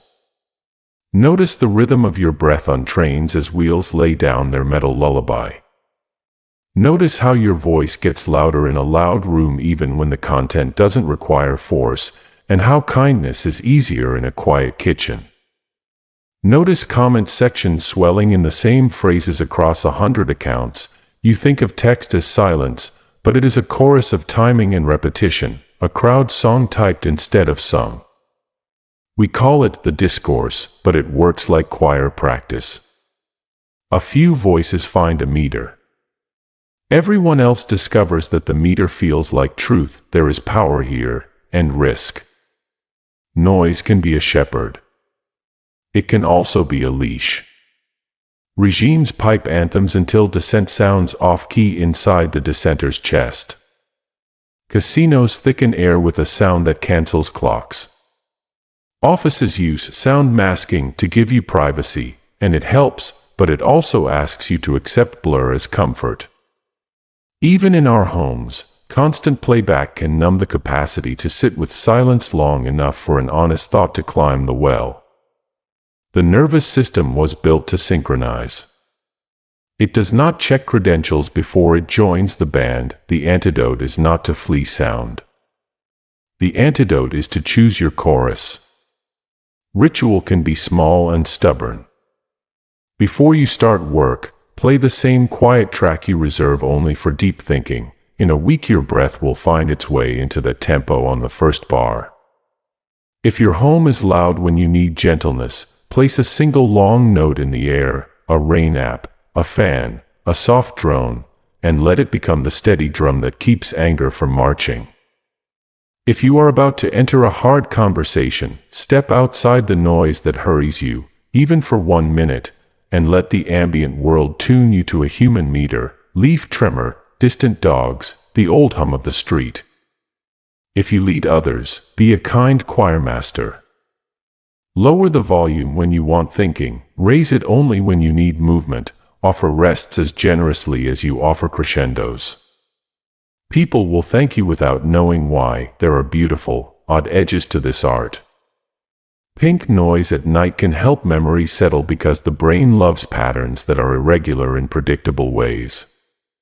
Sacred spaces shape their own murmur, stone that holds low notes and sends high ones back faster, asking you to soften your consonants and your judgments. Even a single voice can set a room's barometric pressure by choosing a pace that your thorax will imitate. These things sound fantastical until you catch yourself doing them, slowing your speech to calm a friend, humming in a stairwell because the stairwell wants to sing back. Ethics matters here. You can weaponize murmur, and many do. Or you can use it like heat in winter, enough to keep people awake to their best selves. Ask, before you press play or fill a space with talk, whether the sound will make choices wider or narrower. Ask, before you join a chant, whether your voice is amplifying a truth or hiding from one. Ask, before you judge someone who is loud, if they had to shout over a life that never gave them a quiet measure to grow in. Compassion is also acoustics. In the end, murmur VALE is not a warning against noise, it is a map back to agency. The chorus will always be there, the open office hum, the cafe loop, the comment swell, the stadium tide. It can carry you where you meant to go or where someone else prefers. If you learn to hear it, you can step in and step out with grace. You can choose the drum you answer to. You can be the one person in a frantic room who keeps a slower, kinder beat until the rest of us remember how to breathe. And then, as the old valleys knew, the many become one, not because they were forced, but because the song was good enough to deserve us. 11. KAIROGLOSS, saying the right thing at the right time. The truth can miss if it arrives a minute early. A lie can land if it catches the wind. The unsettling lesson is this: meaning is not only what you say, it is when you say it. Timing beats content, the calendar is still the oracle. Picture a hill at dawn where an augur watches the sky. He is not listening for words, he is listening for windows. Birds cross in patterns the city has learned to trust. A standard bearer waits, a herald holds his breath, and only when the signs lean together does the town crier begin. Over deserts and rivers, another technician of time studies planetary hours, declaring some hours open for vows and others closed. Crowns, treaties, voyages, even gardens are elected into time the way names are elected to offices. The ritual was plain: align speech with the moment's appetite, and the moment will carry the speech farther than force ever could. This is KAIROGLOSS, kairos, the opportune gap when things yield, and glossa, the tongue that knows to enter then. We pretend we have outgrown this, and then we pay analysts to tell us the best time to post. We dress augury in graphs and call it optimization. An earnings call lands after the market closes so the shock can cool in the dark and open in the morning with a shape more friendly to hope. A government tucks an ugly announcement late on a weekend evening so attention, sleepy, scattered, cannot form teeth. Album drops arrive at midnight because fandom loves to feel like an event began when the clock kissed zero. Product keynotes tiptoe onto Tuesday mornings because the week has awakened but is not yet armored. None of this is superstition, at least not only. It is the same old respect for air currents, now measured by dashboards. The wind still matters. If this sounds mystical, test it in the small theater of your daily life. An apology sent at midnight reads like panic. The same apology after sunlight and coffee can sound like responsibility. A pitch thrown at the top of a meeting fights people's leftover thoughts. The same pitch just after the team laughs at a shared story will be greeted by faces already open. Ask a child for patience before a snack and you train rebellion. Ask them after a snack and their blood sugar lays down its sword. Even bodies have weather. The human day is not flat. It is a tide. The tongue that learns to ride it travels farther with less splash. Ancient teachers of rhetoric were blunt about this. They taught that invention, arrangement, and style mean little if delivery ignores kairos. The best line in the wrong second is a broken cart on a good road. They practiced the pause before a claim so the air could tilt toward it. They waited for laughter to crest and die before dropping the heavy word, because heavy words need still water. They learned the sounds of afternoon crowds versus evening crowds and let their sentences breathe to those tempos. They timed mercy. They timed rebuke. Even prophets, if you read them with a watch in hand, reveal a discipline of season, sow in one, reap in another. Hold your tongue when the field is ice. Modern media simply scaled the craft. Newsrooms release a story when the river of attention is widest. Brands string pre-announcements, announcements, and post-announcements like beads across a week so each post can draft on the last. Streamers enter a rotation to catch viewers when the algorithm yawns awake. The programming may be cynical or sincere, but the physics is the same. The moment is a mouth, some hours are teeth and some are lips. If you want to be swallowed whole, speak when jaws are open. You have met both sides of this truth in your own mouth. Think of a time you were right and failed, not for lack of courage or clarity, but because you were early. You warned with the first drop, no one listened until the storm. Months later someone else said the same sentence into an atmosphere your sentence helped create, and they were called wise. It hurts, but it also instructs. You do not need to sharpen the blade, you need to let the fruit ripen. Ripeness is not weakness. It is alignment. The most powerful statements often feel, when you make them, like picking what wanted to be picked, because KAIROGLOSS is powerful, it can be cruel. The same timing used to protect can be used to hide. Leaders bury truth on holidays. Manipulators wait until exhaustion to demand a signature. Pundits time outrage for cycles that feed them more than they feed the public good.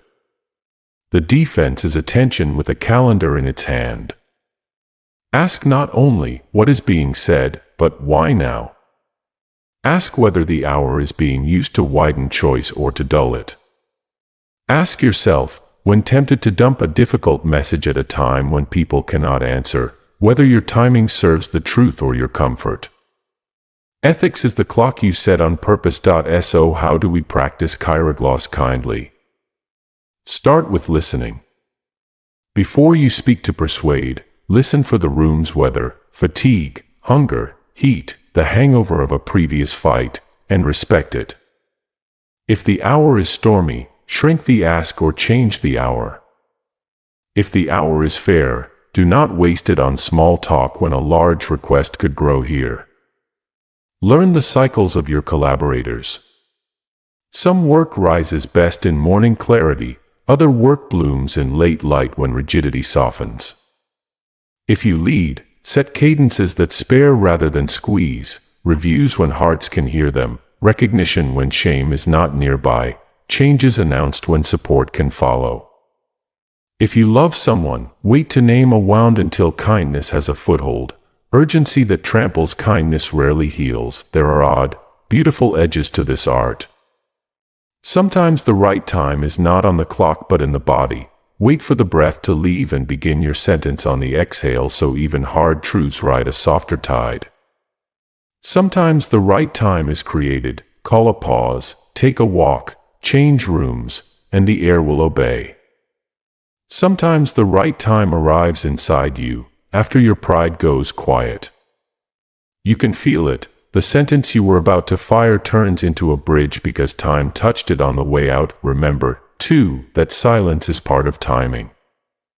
Not speaking is how the calendar holds a place for the sentence that deserves it. In a world that confuses immediacy with intimacy, restraint feels like absence. It is not. It is care for the moment that can carry the meaning without breaking it. In the end, KAIROGLOSS is a mercy. It tells us that we do not have to shout to be heard, we have to plant in season. We do not have to flood the feed, we have to meet the stream when it runs. The Augur's Hill is still there in every meeting room and inbox. The stars have been replaced by metrics, but the work is the same. Feel for the opening, honor it, and let your words find the hour that wants them. When you do, the message will seem to walk on its own. People will call you lucky. Let them. You will know it was the old science under a new suit, the calendar leaning down to whisper, now. 12. GLYPHTIDE, small marks that move crowds. Before a sentence can persuade you, a symbol has already voted. A tiny mark lands on your eye and your body decides, safe, danger, sacred, cheap, worthy, fake. The mind will claim it thought this through, but most days the mind is simply explaining the glyph it has already obeyed. That is the unsettling beauty of GLYPHTIDE, the tide of small signs that carry large bodies. Walk back to the first cities and watch fingers press seals into wet clay. A cylinder rolls across a tablet and a whole world appears, bulls, boats, a name in pictures. No long contract, just a mark that says, this shipment is under a god's gaze. Later a wax seal closes a letter with a ring's crest and soldiers step aside. A cartouche around a pharaoh's name does more than decorate, it draws a magical fence that says, do not tamper with this life. In temples you see the Christogram, the chiro that compresses a creed into 2 strokes, and in Japan a family's caiman floats like a moon on cloth, telling allies who to shelter when the world is on fire. The talisman was never only superstition. It was speed, meaning delivered before speech could gather itself. Now open your phone and notice how little has changed. A padlock in the address bar loosens your shoulders, a missing lock tightens your jaw. A blue check mark lends words borrowed backbone. An app icon's rounded square promises safety to your thumb the way a polished amulet promised safety to a traveler. Tiny flags in BIOS trigger loyalty or suspicion faster than paragraphs could. Even the red dot of a notification is a modern scarab, small, bright, pulsing with the promise of news or the threat of unfinished duty. You do not debate the red dot. You answer it, because red has been whispering urgent to blood since before we had doors. It sounds fantastical until you catch yourself hesitating on a link because the icon feels wrong, or trusting a document because a footer shows a crest. We like to believe we live by reasons alone. Yet your hand hovers over a buy button and a tiny green check appears and the hover becomes a click. A micro badge slides onto a profile and suddenly the same sentence wears a coat of authority. Emojis, the softest glyphs of all, steer entire conversations. A single heart softens a critique, a single skull turns a joke dark, a single prayer hands turns a demand into gratitude. These are not childish toys. They are pocket seals that route emotion around the brain's heavy bureaucracy. Ancient craftsmen knew how to load these marks with weight. The Eye of Horus blended geometry with myth to promise healing. The Nazar amulet bent cobalt sky into a circle that stares back at the bad stare. Sailors tattooed swallows to promise a safe return across water. Pilgrims wore pewter badges so strangers would feed them. Even coins were glyphs you could spend. Kings learned that stamping their face into metal made their face feel real when rumors tried to erase them.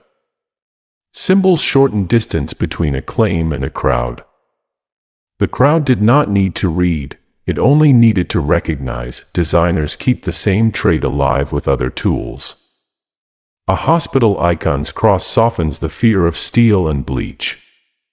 A hazard triangle, even before you parse its inside picture, lifts your pulse a notch and tightens your grip on the world.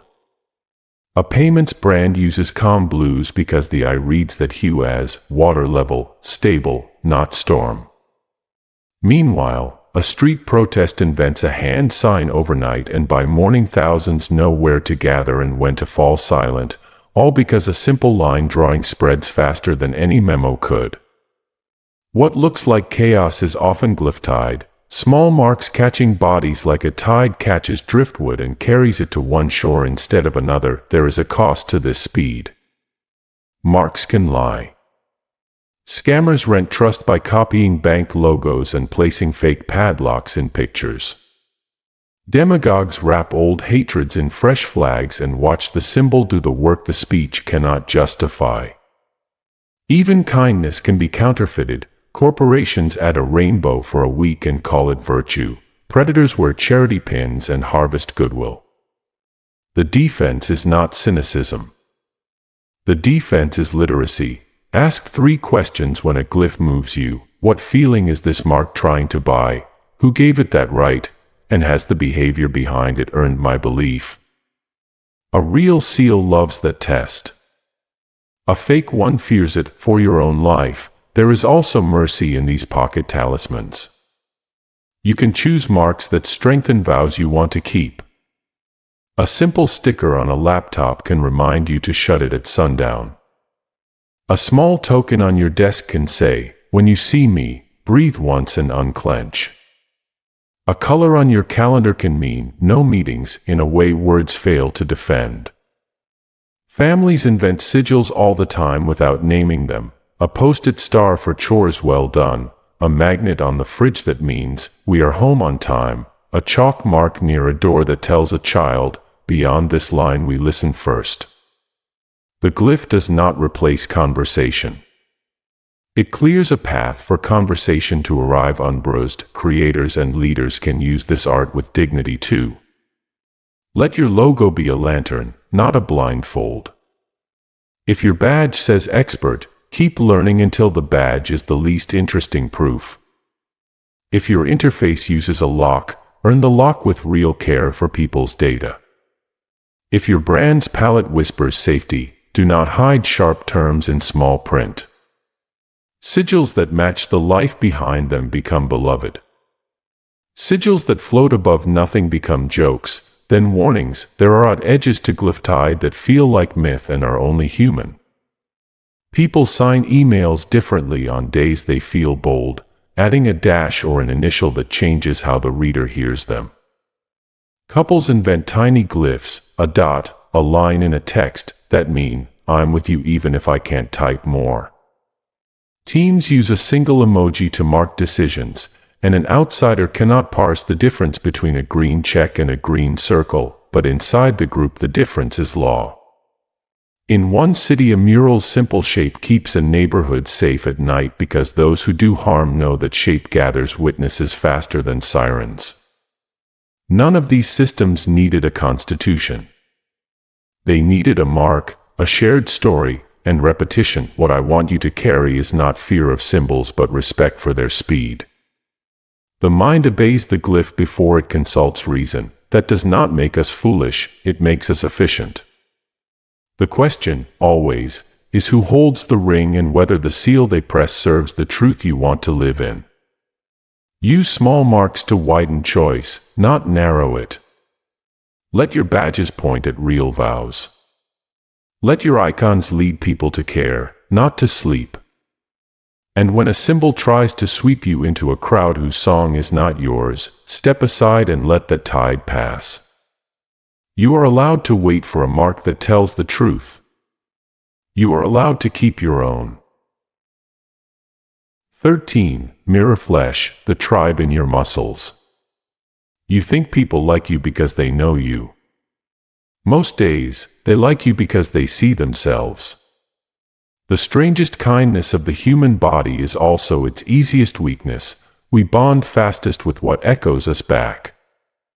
And the echo rarely begins in words. It begins in the tiny choreography of muscles you do without thinking. Picture a firelit circle where initiates learn the tribe's face. Masks pass from hand to hand, wood, paint, feather, and apprentices do not just wear them, they learn the breath that belongs under each mask. One mask speaks on the out-breath, one smiles with the eyes, one walks with weight in the heels. After a while the pupil catches the group's soul like a melody.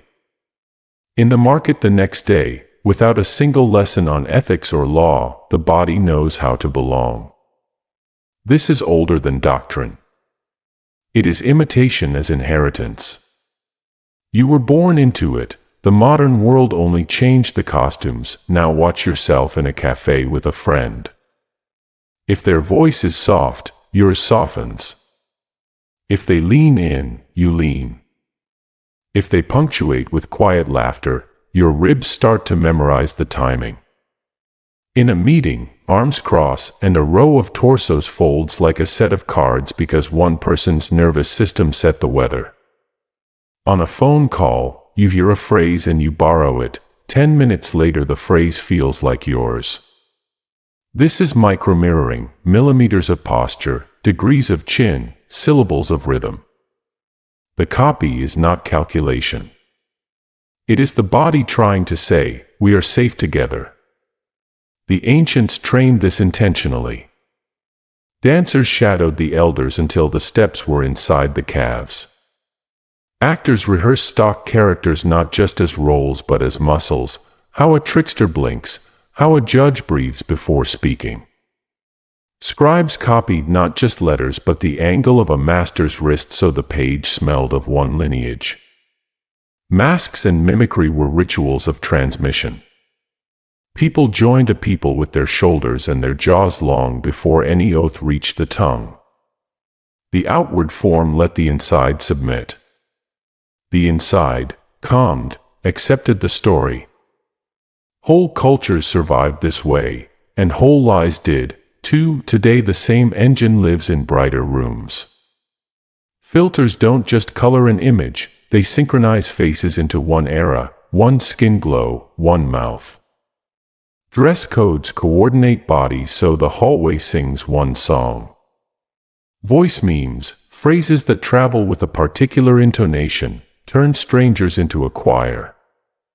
A minimal black turtleneck in a keynote says, "Inventor," whether or not invention is present. Gym uniforms, streetwear drops, startup hoodies, luxury neutrals, costumes as passports, passports as promises. We pretend we are dressing for ourselves. Much of the time we are announcing the tribe we hope will mirror us back. The brain loves this. Mirror systems fire when we watch a move, making muscles warm as if we did it ourselves. That warmth feels like understanding, and understanding feels like trust. This is why a therapist sometimes matches a client's pace for a moment before gently slowing, so the client feels met inside their own skin. It's why a skilled negotiator will mirror only what is healthy, breath, cadence, openness, while refusing to copy aggression, because copying cruelty normalizes it in both bodies. It's why some influencers feel like friends you've known forever, not because they know you, but because they borrowed your speech, your quiets, your little jokes, and fed them back with a camera's gravity attached. There is light here, and shadow. The light is empathy made physical, a partner who mirrors your slow morning so you don't feel broken, a teacher who matches a nervous room and then guides it to steadier ground, a parent who copies a baby's coos and in that duet teaches the baby to belong to earth. The shadow is the chameleon with no vows, the flirt who becomes your reflection long enough to collect your secrets, the manager who mirrors your frustration to win you, then switches allegiances when a bigger mirror walks in, the cult that gives you a mask and demands you paste your entire face under it forever. Code switching can be wisdom when it protects. It becomes erosion when the body forgets its own shape. So what do we do with mirror flesh, ethically, practically, without paranoia and without naivety? Start where the old circles started, intention. Mirror to soothe, not to seduce. If someone is angry, reflect their pace for a breath so they feel seen. Then let your shoulders soften and your exhale lengthen. Many bodies will follow the safety signal without drama. If someone is grieving, do not cheer them with speed. Take their tempo into yours and hold it like a bowl. In new rooms, borrow enough of the dress and language to show respect, then add a small honest detail of your own, one unborrowed color, one true cadence, so you do not disappear. Attunement is not surrender, it is a bridge. Also, choose carefully who gets to write on your muscles. If every week your voice picks up a different accent, ask which one is yours when you are tired. If a certain crowd makes your laugh harder than you like, notice what the laugh is protecting. If a leader's style starts creeping into your limbs, check the values that style carries. Do you want those values shaping your reflexes at 3 a.m.? The body learns in silence. It keeps what it practices. You can protect it by deciding where to practice and with whom. There are small rites for keeping the self while you mirror. Before a difficult conversation, pick a word, steady, kind, clear, and let your posture speak that word while your mouth speaks facts. When you enter a room that demands mimicry, carry one anchor, a ring you touch, a breath you count, a sentence you refuse to rush. When you leave a room that cost you your shape, shake your hands, roll your shoulders, hum a bar of a song you loved before that tribe existed. These are not theatrics. They are ways to tell the muscles, you did good work. Now come home. Of course, some mimicry heals more than it hides. People recovering from isolation sometimes need to borrow a group smile until their own returns. Immigrants learn local gestures to buy time while their heart learns the new place for real. Children on the edge of a classroom copy the brave child to find courage. If you can be the brave child, be generous. Hold a posture others can use without selling them a mask they can never remove. The internet amplifies everything. It can turn micromirroring into a market. Trends teach you a face to wear and a sentence to say, then pay you in approval for wearing and saying them. It's fine to play. It's dangerous to forget you are playing. The oldest question is still the best. Who are you when nobody is watching, when no tribe is near, when you take off the mask and your breath chooses its own count? If the answer drifts farther away each month, slow down. Choose smaller rooms. Pick quieter mirrors. Practice being with one person who lets you talk badly and loves you anyway. The body remembers that kind of mirror longest. In the end, MIRRORFLESH is not an accusation, it is a map. We were built to copy and to be copied. That is how kindness spreads faster than law ever could. It is also how cruelty travels when good people fall asleep. Wake gently. Reflect on purpose. Lead with a shape you would be proud to see multiplied. The tribe in your muscles is powerful. Let it be a tribe you would want your child to join. And when you meet someone who cannot or will not mirror, receive that as information, not insult. Some souls are learning a different dance. You can still bow, still breathe, still walk away with your face intact. 14. Anodynes of light, fire, candles, and screen glow. Change the light, change the fight. It sounds too simple to be true, yet whole centuries learned this trick before we had a name for it. Breath slows under warm flame. Harsh edges soften when color tilts from blue to amber. Doors inside the chest that language cannot open will often open for light.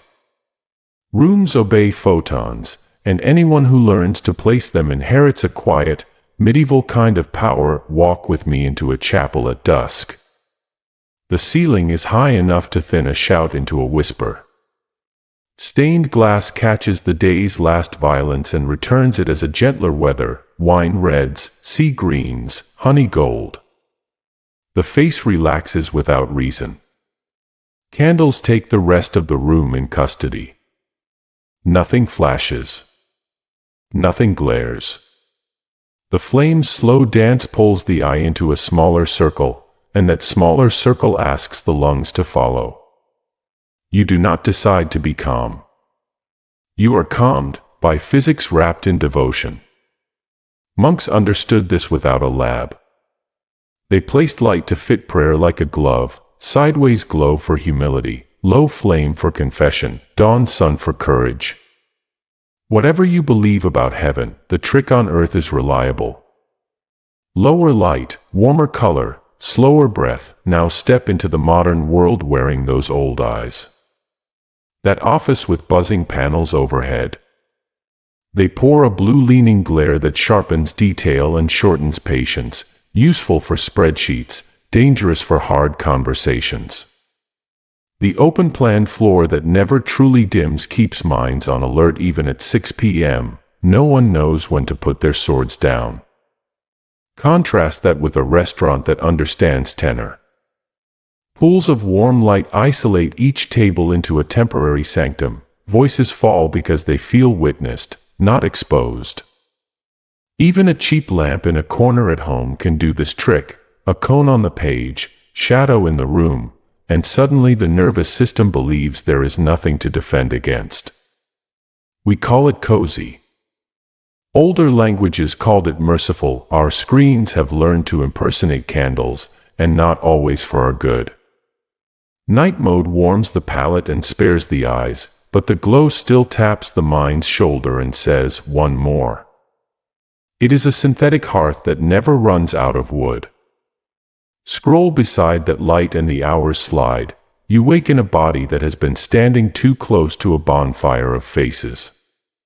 Yet even here the lesson holds: soften color, lower brightness, lift the device off the face, and you will feel the mind regain a piece of itself. At midnight, the most radical intelligence is sometimes a literal switch. Leaders who master light do not need to master people. They master conditions. Before a tense meeting, turn off the ceiling glare and let two lamps define a shared table. The table becomes a continent with borders that protect speech. When giving praise, stand with the light beside you, not behind you. Side light reads as human, backlight as throne. When asking for focus, narrow the pool on the work and darken the periphery. Attention is a tide that obeys the moon you hang. If you must deliver hard news, lower lux and raise warmth a little. Grief hears better when nothing feels surgical. None of this is manipulation. It is hospitality for the eyes that carry our tired minds around all day. You can test the gentling physics in 5 minutes. Take an argument to the kitchen under cold overhead light and notice your jaw. Then move to a hallway lamp or a porch at dusk and listen to your own sentences lose their knives. The content did not change. The photons did. Or watch a child spin out before bedtime. Many adults raise the voice, the wiser ones lower the lighting. 10 minutes later the room has a different kind of gravity. This is not magic and it is not moodiness. It is the body telling the truth faster than thought can. Ancient builders designed whole cities on these truths.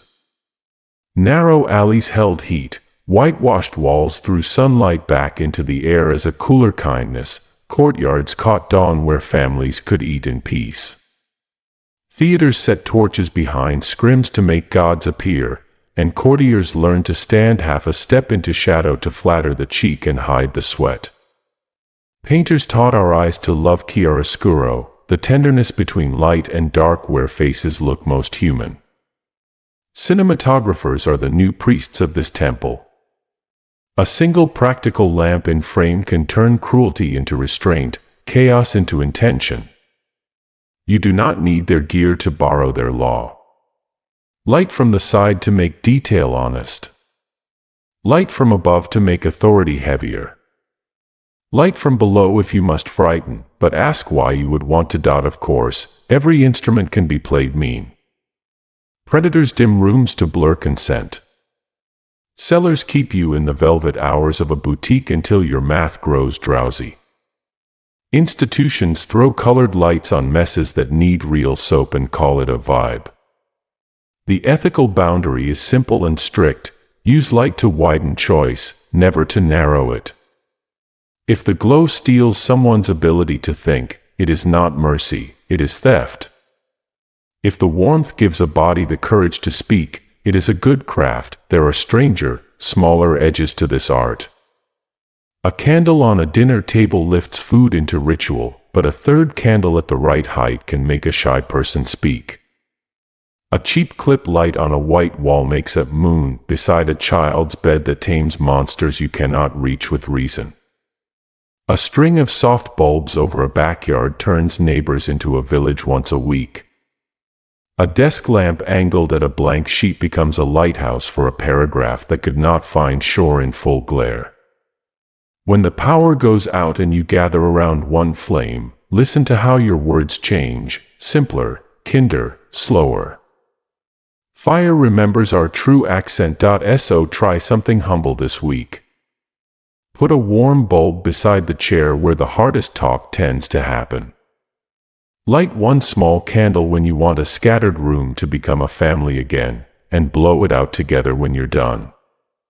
Move one meeting to late afternoon, near a window, and let the sun do half the work. When you write late, turn the page light up and the room light down so your eyes know what matters and your mind forgives itself for ignoring the world. Notice how often the solution you chase with willpower is waiting in a dimmer switch. Anodyne means pain soother. Light can be that, without drugs, without speeches, without force.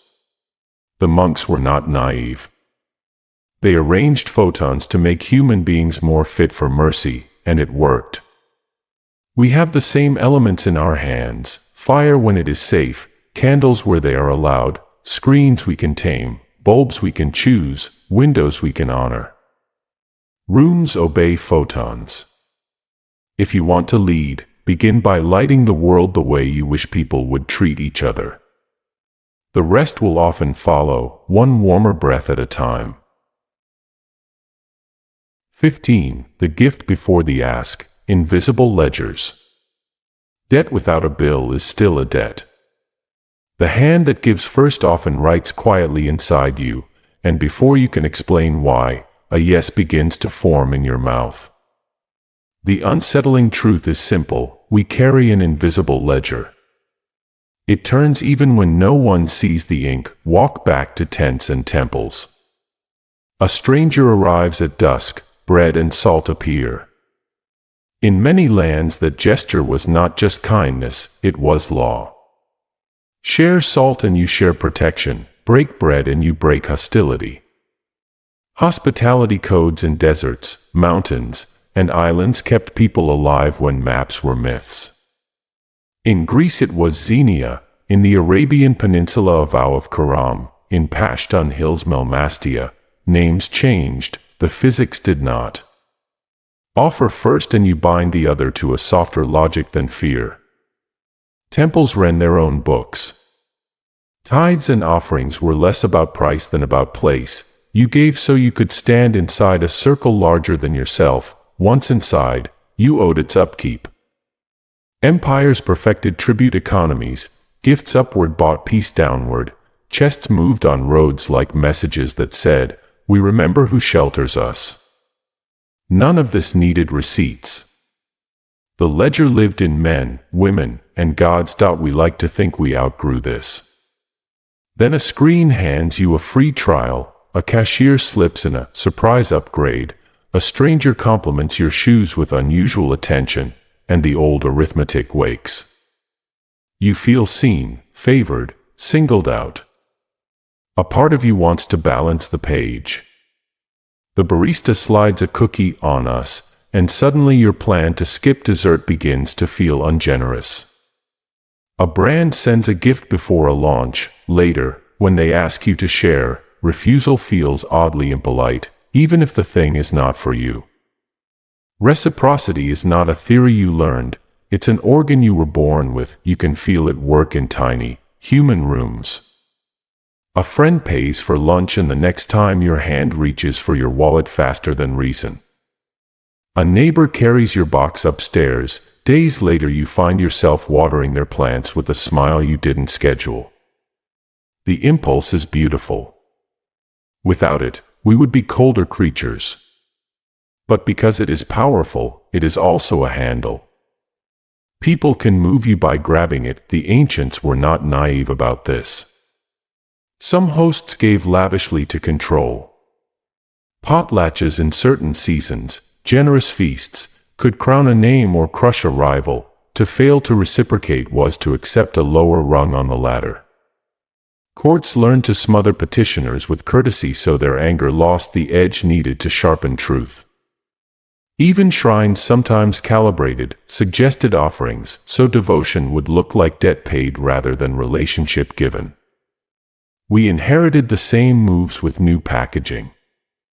A streaming platform gives you 30 days of everything. On day 28 the ask arrives, not loud, just perfectly timed. A software company compensates a small bug with a large credit. You suddenly feel loyal to a system that caused the wound. A hotel gives you late checkout. You tell 3 friends the brand just gets it.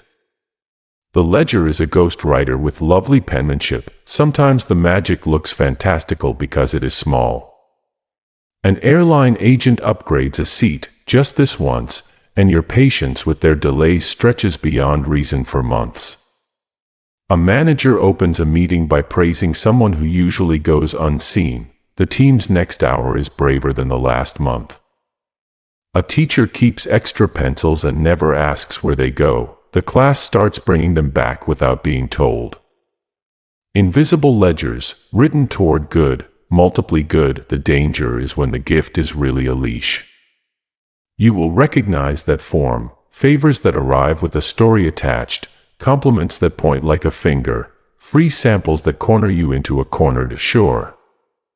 Scammers hand flowers in crowded squares and then demand payment with eyes trained to shame. High-pressure trainings feed you sugar and music until midnight and then put pens in hands shaking from fatigue, calling signatures momentum. These are counterfeits of an old sacrament. They work because the body wants to balance the page even when the mind knows the numbers are bent. So what do we do, ethically, intelligently, and without becoming suspicious of every kindness? If you give, do it like the oldest hosts did at their best. Make the gift a shelter, not a snare. Say your intent out loud. This is for you even if you never buy, click, join, or post. Then pause. Let people keep dignity with the free thing. If you have an ask, place it later, separate enough that the nervous system can unhook and choose. You will lose some conversion. You will gain trust that lasts longer than a campaign. Inside families, the same rule heals. Give attention without the invoice of expectation. Ask for what you need with a clean mouth that doesn't mention the gift you gave last week. If you're on the receiving end, defend yourself with simple rituals. Name the ledger as a ledger. Thank you for the upgrade, that was kind. I'm not ready to commit yet. Hear how the sentence honors the gift and protects the page. When a free trial ends, decide in daylight, not at midnight beside a glowing screen that whispers scarcity. When praise arrives, breathe once before you repay it with a promise you cannot keep. You are allowed to receive without immediate return. Generosity dies when every kindness has a barcode. There are gentler strategies that keep love alive without letting leverage take the room. If someone does you a small good, repay it to them or forward it to another, and say which you chose. The ledger seems less like a trap when it becomes a circle. If you lead, normalize declines, we're offering this, and no thanks is a perfectly good answer. You will be shocked how many yeses arrive cleaner when no is allowed to live. Still, do not throw away the instrument because counterfeits exist. Invisible ledgers let villages survive droughts and let neighbors become family. A gift before the ask can open hard doors that arguments only bruise. A compliment can make a listener brave enough to hear feedback a minute later. A refund without interrogation can teach a customer trust faster than any slogan. The point is the posture underneath. Are you trying to widen the other person's choices or narrow them? The body that receives you knows you can practice this in your next ordinary hour. Bring coffee to a colleague with no agenda and refuse the impulse to tag a request onto the lid. Notice how much power lives in not attaching string. Or, if you must make a big ask today, begin with a real gift, context, clarity, time, a brief silence where they can breathe. Gifts are not only objects. Space is a gift. Patience is a gift. Let the ledger write those lines. The yes you earn will feel like theirs because it will be. The gift before the ask is not a trick, it is a language. Use it to say, I see you, not I own you. When that is the music under your offers, the ledger that turns inside other people will turn toward you with something better than compliance. It will turn with trust. And trust, unlike debt, does not detonate when the bill arrives. It stays, it speaks well of you when you are not in the room, and it keeps the village alive when the maps fail again. 16. Quiet cartography, seating, spacing, and the map of power. Before anyone talks, the room has already voted. You feel it as a tug you can't name, the head of the table calling, the corner that makes you smaller, the circle that dares you to speak. The unsettling truth is this: power has a map, and most days we walk it like a road we didn't draw. Change the seating, change the vote. Rearrange the space, and people become braver or quieter without a single new idea entering the room. Walk with me into an old banquet hall. The table is long enough to stretch a story. The highest seat sits farthest from the door with a wall at the back. No surprise approaches there. To the right, the honored friend. To the left, the rival carefully flattered by proximity. Lesser chairs cascade away in a gradient of deference. In palaces, the dais lifts the body so words feel taller. In temples, pews face one direction so dissent has to turn its neck to exist. The geometry is not decoration. It is instruction. Sit here, feel this, speak like this, agree on that. Royal architects understood proximity politics long before anyone drew an org chart. Now look at your own life with those ancient eyes. Boardrooms keep the head position whether or not a head is present. Whoever owns the end of the rectangle tends to own the narrative. A U-shape beckons questions, a classroom grid freezes them. A circle warms courage because no one's back is law. Even small moves matter. Place a chair by a window and watch how often that voice becomes the big picture voice. Put someone next to the printer and count how often they cut themselves short. The room writes subtitles under our sentences: important, peripheral, safe, risky. We obey the caption without reading it. The quiet cartography traveled into screens with eerie ease. Video tiles look equal, but the software still crowns someone. Speaker view pins a face like a fresco. Gallery view flattens rank until the chat window smuggles it back. Top left tiles get more glances in cultures that read left to right. The bottom row might as well be the cheap seats. The person who sits closer to their camera and fills the frame reads as confident. The one under a ceiling light with a shadowed face reads as doubtful even when they are the smartest person in the call. In chat, the first reply under a question becomes the curb others stand on. Late answers feel like interruptions even when they're better. Pinned, host, spotlight. These are digital thrones with polite names. The body keeps score in small ways that feel like superstition until you test them. Put your back to a door and feel how your attention leaks, ready to flinch. Sit catty corner at a 90-degree angle rather than head-on and watch conflict soften because eyes can rest on the shared table instead of the other person's face. Move a chair 10 centimeters closer to the whiteboard and see how the closest person becomes the scribe and, oddly, the editor of what the group remembers. A round table can still have a top if the only notepad lies there. The pen becomes a crown when the furniture fails to. Courts and councils wore this science like armor. Q-roll chairs signaled who could speak law, benches shaped who could speak at all. The Roman Senate arranged bodies so voices of certain families ricocheted off stone with more authority. Medieval guilds gave the apprentice a seat near the stove, the master a seat near the books. The map taught the mouth. And in other corners of the world, fireside councils, elder rings, tea rooms, the circle was the technology that made wisdom possible because no one could hide behind someone else's back. The tool changed the truth. Modern institutions keep both tools and call it culture. Startups worship the rectangle and wonder why the founder dominates every meeting. Schools nail desks to floors and then ask for curiosity. Teams sit by function instead of by problem and wonder why handoffs feel like border crossings. Even family dinners redraw loyalties by place. The end seat turns a parent into a judge, a bench turns children into a choir, bar stools turn talk into sprints instead of meals. If you feel strange after moving apartments or offices, it isn't only nostalgia.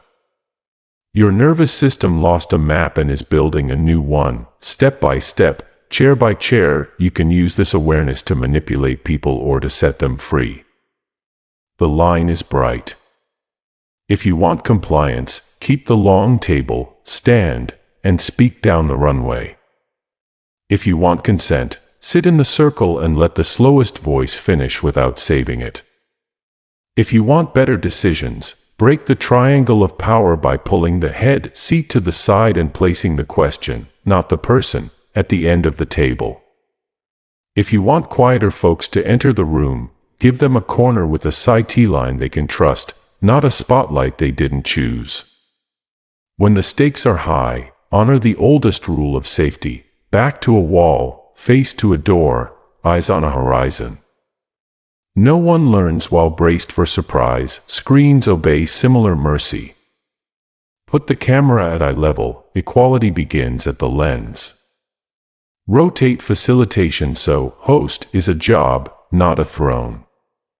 Invite first words from tiles that usually go last. The order in which voices enter becomes the order in which ideas survive. Use shared documents as tables everyone can touch. When one cursor hoards, the room shrinks to that person's square. And do something very simple that most leaders forget: name the map out loud. I'm not at the end because I'm the boss. I'm here so I can see both boards. You two in the corner, I want your eyes and your dissent. Once you say what the furniture tries to say in secret, the spell loosens. There are stranger edges to this craft that feel like myth because they work quietly.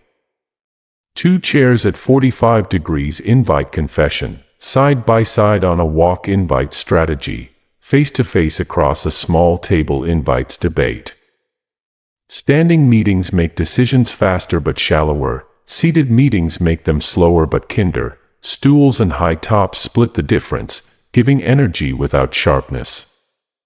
A whiteboard placed too high makes people speak abstractly. Placed lower, it pulls hands into drawing and the brain into story.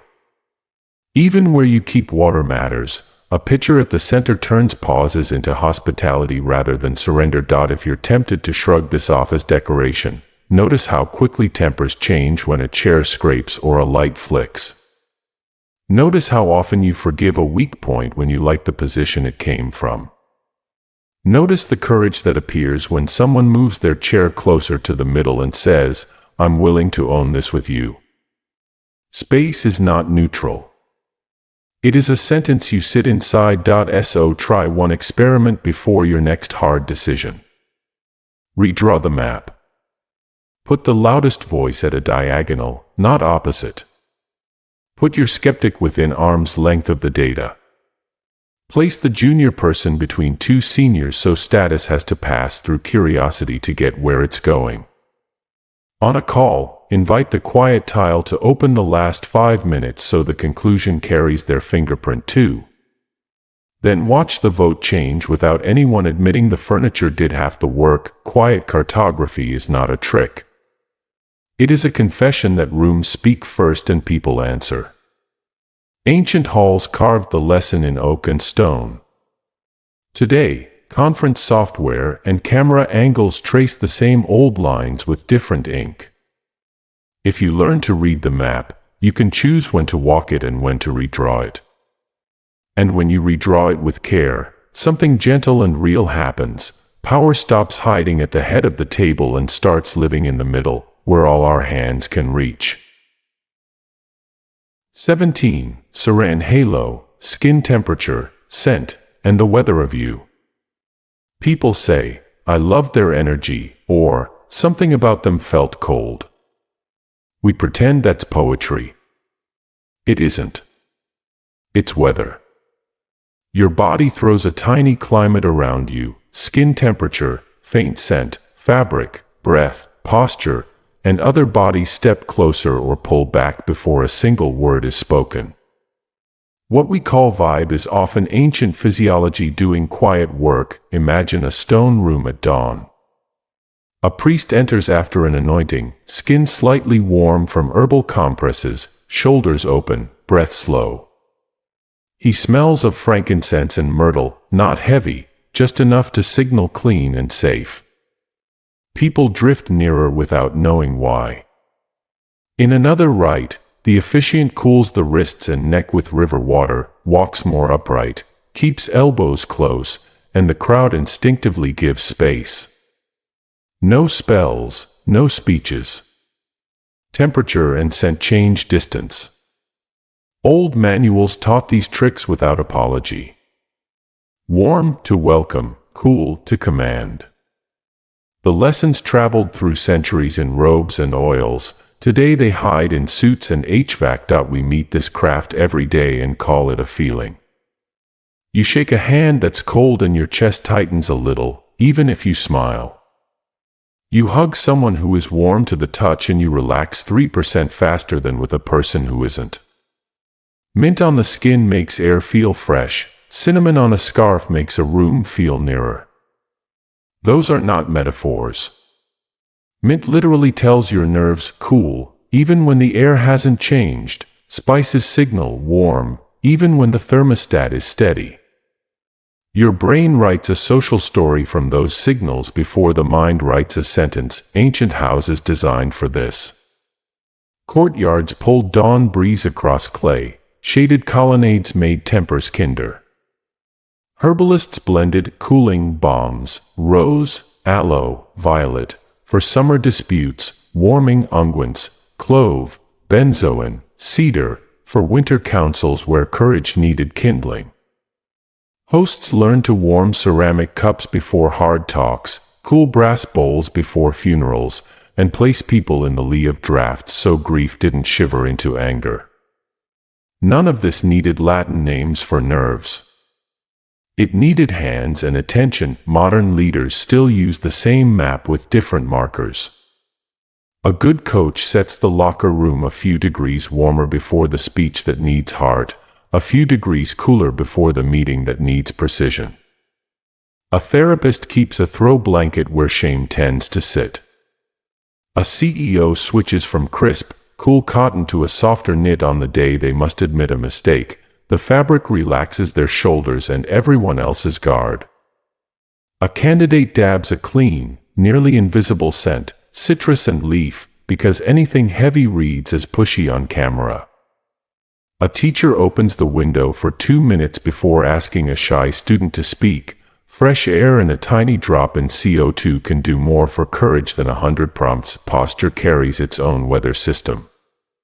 Tucked elbows and lifted chin read cool front, more distance, more formality, more caution. Broad chest, soft jaw, hands visible and still reads warm front, safe enough to approach. Tilt your head a few degrees and people step closer. Pull your head straight back and they pause. Breathe low and slow and the air around you feels thicker and kinder. Breathe fast and high and the people near you unconsciously shorten their own breath. Rooms synchronize to the strongest climate nearby. If you can carry spring, winter will wait. Even clothes radiate cues. Smooth wool holds heat close. Linen sheds it and gives the impression of air. Velvet absorbs light and hush. Silk reflects it like water. Dark colors feel cooler to the eye, warm to the hand. Light colors reverse the story. A scarf worn at the sternum is not just style, it is a little sun. People glance there, hear you there, and gather there. Bare forearms in summer send, workable, reachable. Tight cuffs and a high collar send, boundary first. None of this is shallow. It is signal. Your body is telling others how to spend their attention and where. You can test SEREIN halo in small, humane experiments. Before a difficult call, run warm water over your hands for 30 seconds, dry them, and touch your neck. Notice your voice. It will sit lower, friendlier. Before a negotiation, cool your wrists and take 3 long exhales. Clarity grows when you stop overheating your own face. If you must give someone bad news, avoid a sharp cologne. Choose clean skin and a whisper of soap. Let the truth have the stage, not the perfume. If you want to widen welcome at home, simmer citrus peels and a clove while you cook. The house becomes a host before you speak. When you need space on a crowded day, carry peppermint gum and stand a touch taller. People will give you an extra step without resenting you. It will feel like you changed manners. You changed weather. There are stranger edges that sound like folklore and turn out to be practical. People stand closer to someone holding a warm mug than to someone holding a cold bottle, even when they cannot name the reason. Couples have softer arguments when the lamp is low and golden than when the ceiling glare is blue-white. An audience leans in when the stage is warm and the seats slightly cool. Swap those and the talk feels longer. A leader who keeps the room a degree cooler will hear shorter speeches. One who keeps it warmer will hear longer stories. You can use these levers to manipulate. Or you can use them to care. That is the line to keep bright. Warming someone so they agree to what hurts them is a trick. Warming a room so people can be honest is hospitality. Cooling your presence to intimidate is theater. Cooling yourself to protect boundaries is wisdom. Ask this question and most choices become clear. Am I changing the weather to widen their choices or to narrow them? If your energy steals thought, it isn't energy, it's pressure in costume. The internet even plays at weather.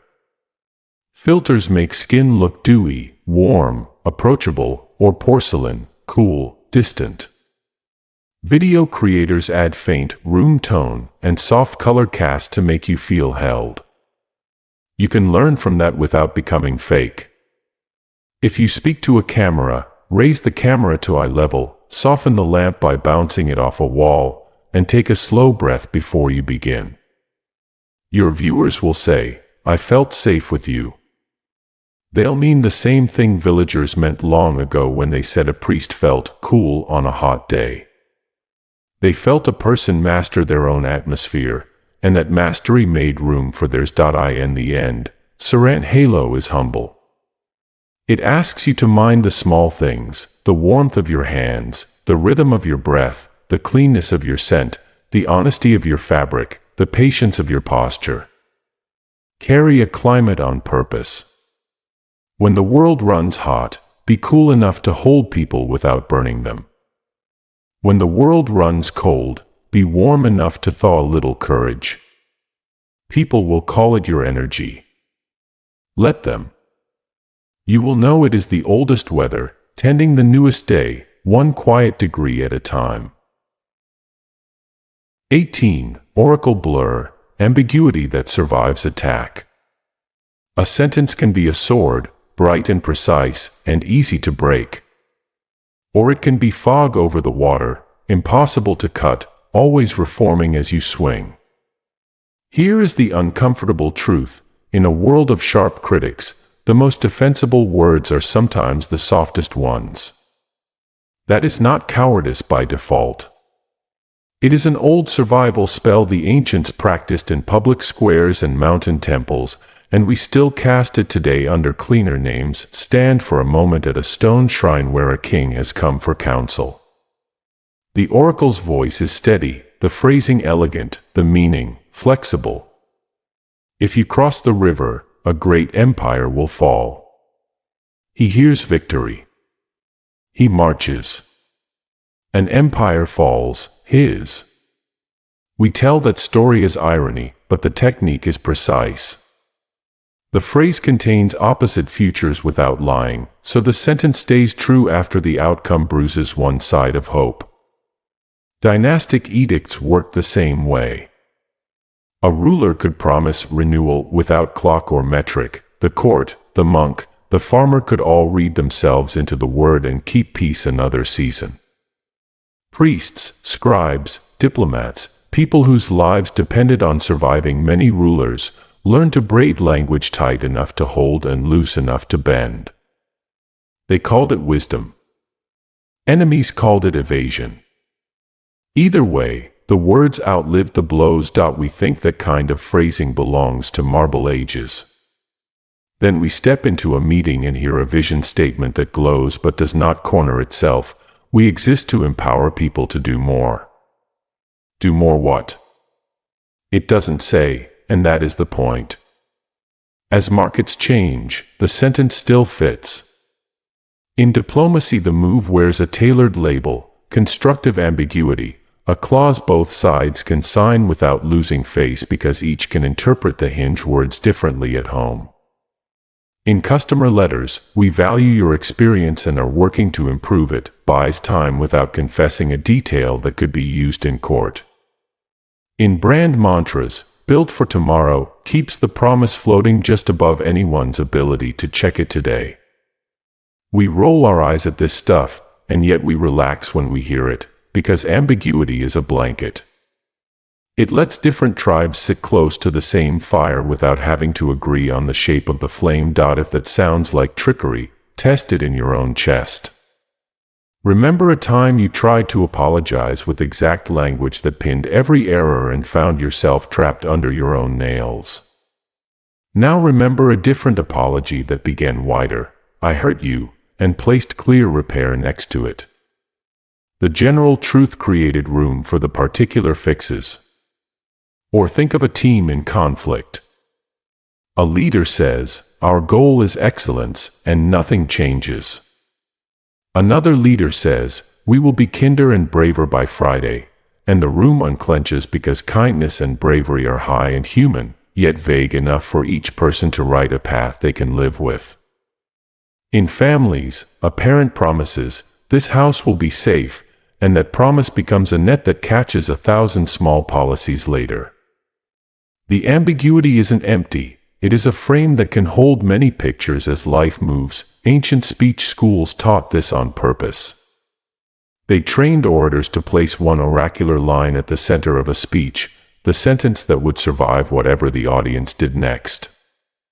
Around that line they arranged specifics, but the core remained unfalsified by storms. Mysteries used mantras that could not be disproven because they pointed inward as well as outward, up as well as down. Prophecy, law, poetry, all shared a trick we've forgotten how to respect. Leave the door open enough that the truth can still walk in tomorrow. Modern life turns the dial to daily use. Roadside signs don't promise safety, they promise care. Apps don't say, "Stop doom scrolling," they offer, "Take a break." Politicians, brands, teachers, and friends all learn the same reflex. Say the thing in a way that cannot be stabbed cleanly by a single outcome. Critics hate it. Coalitions require it. When you're trying to hold 10 kinds of people together long enough to do anything good, you need language that refuses to pick a single narrow street until you arrive at the crossroads where choosing actually matters. There is shadow here, and it is thick. Ambiguity can be a shield for the good. It can also be a smokescreen for the selfish. You've seen the difference. The smokescreen resists measurement forever. It floats as long as power wants it to float. It lets harm continue without a date to answer for it. The good shield buys time for the work and then invites clarity when the moment for clarity arrives. The good shield protects people, not egos. The test is simple and hard. Does the sentence widen honest choices, or does it postpone accountability until no one can find it again? You can practice oracle blur without becoming vague in the places that need a spine. Start by separating horizons. Use oracular language for direction, not for delivery. We build tools that protect dignity is a good North Star. It is spacious on purpose. But your next step should be concrete. By Monday we will remove the feature that exploits attention. The old priests would approve. They framed a season with a riddle and then wrote harvest dates in stone. Do the same. Hold a mantra. Set a clock. You can also use ambiguity to keep tenderness alive while you search for the exact word that won't wound. In grief, "I'm here" is truer than a precise theory of why death came. In first drafts and early brainstorming, let's make this simpler, is kinder and more productive than a procedural attack that scares shy ideas away. In a fight, "something in me feels cornered" is a soft map that leads to better specifics than "you always corner me," which hardens both of you too fast to move. There are stranger, small edges to this art. Journal entries that begin with "I want a life that feels like" are more likely to be kept than lists that punish you with exact metrics, because the feeling is a compass you can check every day without a spreadsheet. Teachers who open a unit with a wide wonder, what counts as evidence? Create students who can survive new fields, not just old tests. Even interface text uses this spell. Almost there. It keeps a user moving when 2 of 5 steps complete would make them quit. The line refuses the knife and carries the body through. If you lead, you can speak like an oracle without becoming a fog machine. Begin with a line that can't be broken by a bad quarter. We will be useful and humane. Then tell people how you'll check it next week. We will ship these 3 humane fixes by Friday. If your team asks for all fog or all blade, resist both. Give them a sword and a horizon. Let the horizon hold them together. Let the sword cut the next knot, and if you are listening to power, tune your ear. When ambiguity shows up, ask the loving question, when will this become specific? If you hear a date, a metric, a person who owns the next step, the oracle is serving you. If you hear an echo that praises itself, the oracle is protecting itself. Smile, step aside, or demand a clock. In the end, oracle blur isn't a trick for winning arguments. It's a way to carry words through weather. The Delphic phrasing, the dynastic decree, the corporate vision, the diplomatic clause, they all try to keep a sentence alive until the day arrives when the sentence can become a deed. If you learn to use that softness with courage, you will say fewer brittle things and more durable ones. You will hurt fewer people with premature precision. You will keep coalitions alive long enough to choose wisely at the crossroads. And when someone swings at your line and the fog reforms, you will not gloat. You will use the time that fog gave you to do the work the blade could never do. 19. The abstention engine, power of not doing. In a world obsessed with more speed, more noise, more posts, the strangest power move is subtraction. What you refuse becomes your signature. And the most decisive action you take might be the one everyone notices you didn't take. Ancient cultures engineered this on purpose. Fasting was not merely hunger, it was a reset switch that told the body and the tribe, I choose my appetite doesn't choose me. Sabbaths drew a bright line through time, a day-shaped wall that said even kings and markets must kneel before the stop. Retreats sent leaders away so they could return carrying the kind of authority absence breeds. When the seat is empty and the work continues, the person who sits in it becomes larger in people's minds. Renunciation was not anti-life, it was choreography. Step back, and the crowd surges forward to fill the gap you created with questions, with longing, with attention tuned like a drawn bowstring. The pause is not passive. The pause is a tool. We map the same rule onto modern life with glossier names. Limited drops make products feel like seasons. Miss this harvest and you wait for the next. Quiet periods around earnings and offerings pull companies behind a veil. The silence thickens curiosity. The first word after the hush lands heavier. Media teams stage, do not post, windows not to go dark, but to let anticipation simmer. The feed rests, and the audience leans in, ready to hear. Even in negotiations, the most dangerous move can be deliberate non-response. You let an offer sit on the table, and the other side begins to bargain against itself because empty air is a mirror that reflects their own anxieties back to them. Not acting becomes the act. Listen to how this engine sounds in ordinary rooms. The friend who doesn't chime in on every thread becomes the one you actually want to hear when they do speak. The colleague who declines a meeting with a clean, early, "I won't add value there," becomes the person whose later yes carries weight. A teacher who ends class 1 minute early, in quiet, leaves a fragrance of enough that makes students return hungry tomorrow. Parents who enforce a real bedtime, no screens, no chatter, aren't being old-fashioned. They are letting absence teach the brain how to renew its courage. The abstention engine is working everywhere, humming beneath choices you thought were neutral. It can look like mysticism. It's physiology and math. Attention has tides, deprivation heightens salience.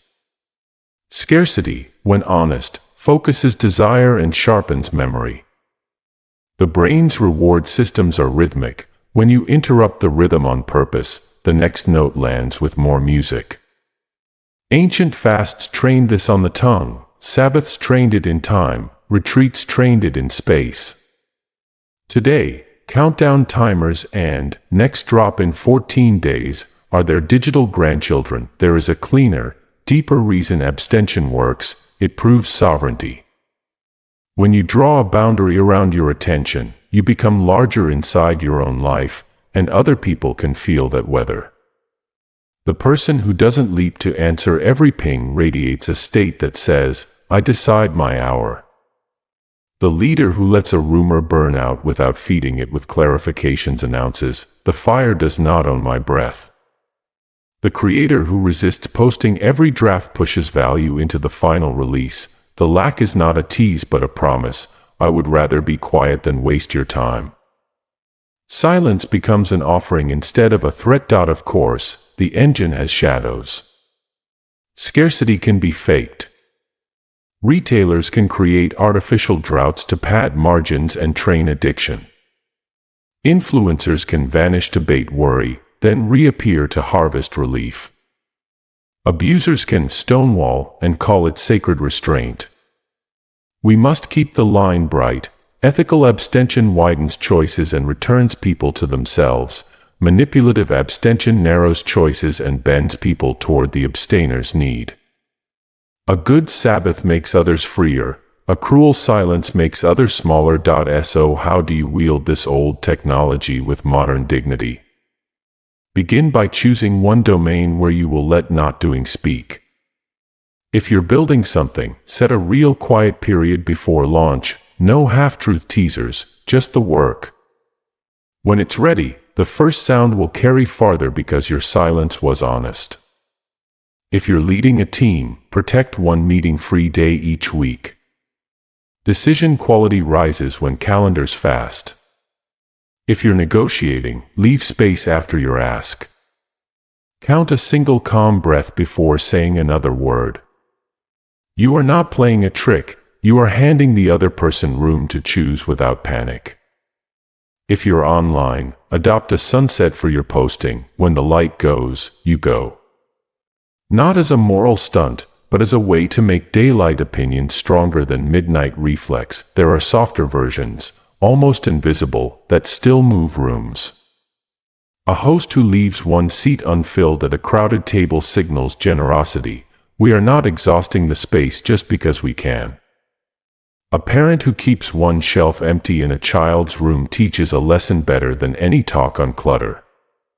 A company that publishes a "we will not" list beside its roadmap, features we refuse to build even though they would be popular, gains a kind of moral gravity impossible to fake. Renunciation, named, becomes a lighthouse. The abstention engine can heal, too. Fasting from outrage media for 7 days does not make you apathetic. It restores the ability to be precise when it counts. Retreating from a conflict for one evening is not avoidance. It is letting adrenaline exit the room so your words can stop carrying knives. Sabbathing from self-judgment, one day where you do not fix yourself, rewires a nervous system that thinks love must be earned every hour. Absence makes presence possible. If you are tempted to overuse this power, remember the ethic. You are not withholding to hook, you are withholding to heighten meaning. When in doubt, say the quiet part aloud. I'm stepping back now so I can return clear. The sentence is a boundary with a doorknob on both sides. And set clocks on your abstentions. Endless silence becomes fog. A fast ends at sundown. A Sabbath ends at dawn. A retreat has a return date. The clock protects the people around you from turning your restraint into a riddle they have to solve. You can start small, today. Pick one conversation where you will choose not to correct a minor error, and instead listen for the larger thing trying to be said. Notice how the room calms around the thing you didn't do. Pick 1 hour to leave your phone in another room and do one task with both hands.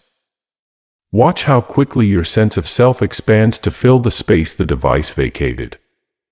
Pick one promise you make to yourself, not what you'll add, but what you'll subtract, and keep it for 7 days. The first 3 will ache. The 4th will glow. By the 7th, people will tell you your energy changed. They will be right. You rebuilt the engine the ancients knew. Sometimes the holiest word is no. Sometimes the most generous gift is a gap.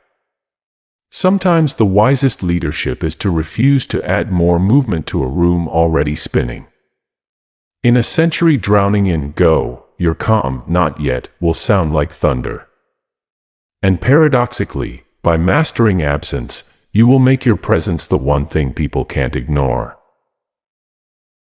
20. Palladium of Stillness, the daily rite of Zeraphis.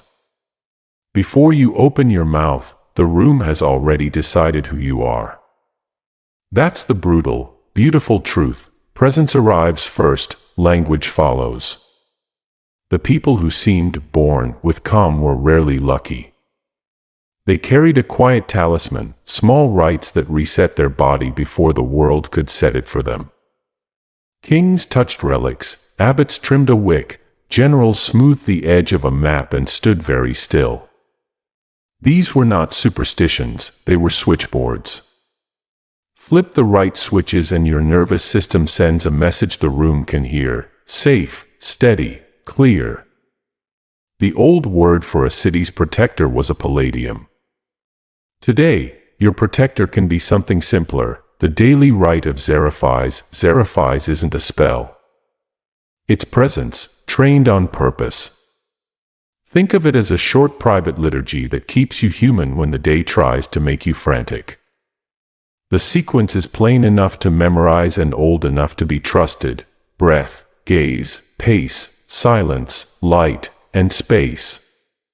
Each element was once a craft guarded by temples and courts. Now you can carry it in your pocket and no one will know why. Rooms stop rushing when you walk in. Begin with breath because breath is the master key. Before you answer, before you present, before you enter the door that always steals your courage, let the air teach your blood who's in charge. Inhale gently through the nose, exhale a little longer than you inhaled, and do it 3 times without drama. You're not meditating or performing, you're tuning. Monks counted the same invisible beats to anchor attention so it couldn't be stolen, and soldiers used the same ratios to keep hands from shaking when hands had to do hard things. Your diaphragm doesn't care about your calendar. It listens to numbers and follows. When your breath slopes downward, the room feels the slope and slides with you. Then set your gaze the way priests and judges were taught to do, soft, level, human. Don't stare, let your eyes rest just slightly below the other person's pupils, as if you're watching the space between you. Blink evenly. Let your focus widen to include the edges of the room, then return. This is not dominance, it's signal. Eyes that aren't hunting tell amygdalas to stand down. In old manuals this was called the peacekeeper's look. In modern life it's the difference between a meeting that escalates and one that decides, now claim pace, because rhythm is a language everyone understands and almost no one controls. Walk one step slower than habit. Set your papers down instead of dropping them. When it's your turn to speak, let the first sentence arrive on the exhale and land like a small stone in clear water. Processions, tea ceremonies, and court etiquette all taught the same physics. If you own the tempo, you own the frame. People call it charisma when a person's movements make others breathe better. It isn't magic. It's tempo capture, and you just authored it. Silence is next, the interval of gold. You don't need much. A single heartbeat after the sentence that matters most. One quiet before you answer the provocation. A thin slice of hush after you ask your question, so you don't rescue the room from thinking. Oracles and master rhetoricians learn to place pauses where imagination would do the work for them. You can place a pause where dignity can get back on its feet. This is the part modern life forgets. The pause is not empty. It's a tool that invites better judgment to sit down at the table, adjust light because photons move arguments.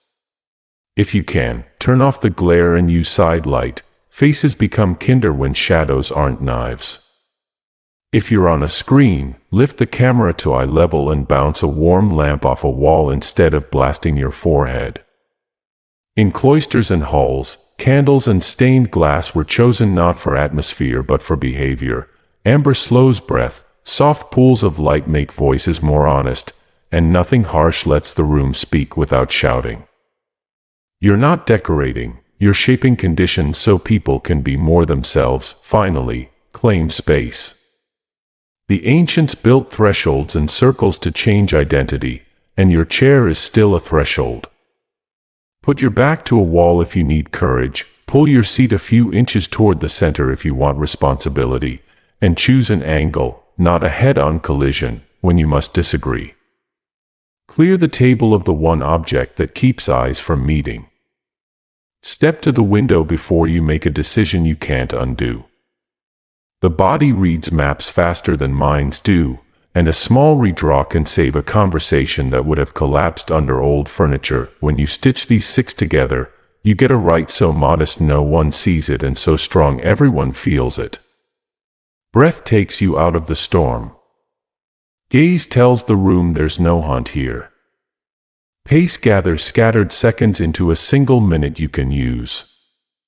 Silence opens a door words can't. Light makes harshness expensive and honesty cheap. Space turns people into partners instead of positions. You don't have to announce any of this. Presence is a wireless language. You will recognize pieces of the RITE in places you already trust. A therapist's office with quiet lamps and soft chairs. A judge who waits a beat before speaking.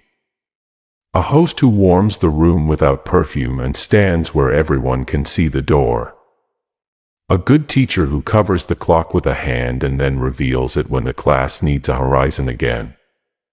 Kings, abbots, and generals guarded these moves because they kept crowds from owning them. You can use the same moves to keep the people you love from being owned by fear. Ethics matters. This is not a kit for manipulation. It's a set of guardrails so you don't harm people when your mouth moves. If you notice that your stillness is shrinking someone else's voice, soften it. If your silence is making someone beg for clarity, give it. If your control of light and space is buying compliance instead of consent, stop and say out loud what the furniture is doing. The right should widen choice, not tighten it. Make it daily by tying it to a doorway you already cross. Before you enter your workplace, touch the doorframe and breathe once. Set your eyes, choose your pace. Before you press join meeting, lift the camera, check the lamp, relax the jaw, and promise one pause. Before you speak to a child or a partner about something hard, step into a patch of warmer light if you can. Sit at a slight angle, and let the first 2 words ride the end of an exhale. 10 seconds of quiet ritual will change 10 hours of noise. People will say you have a calming aura, or that you lead without forcing, or that rooms behave differently when you arrive. Smile if you like.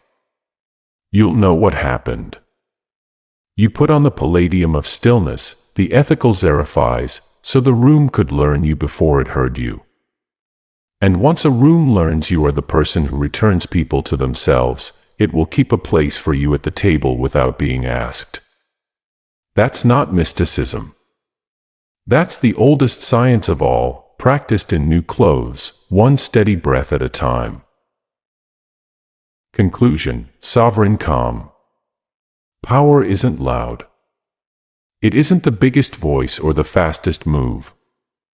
Real power is the person who can lower the temperature of a room without saying a word, and then speak so the room keeps breathing. The paradox is simple and shocking. What looks like charisma is usually choreography. The people you call magnetic aren't lucky, they're deliberate. Across this journey we pulled old curtains aside and found working gears behind the glow.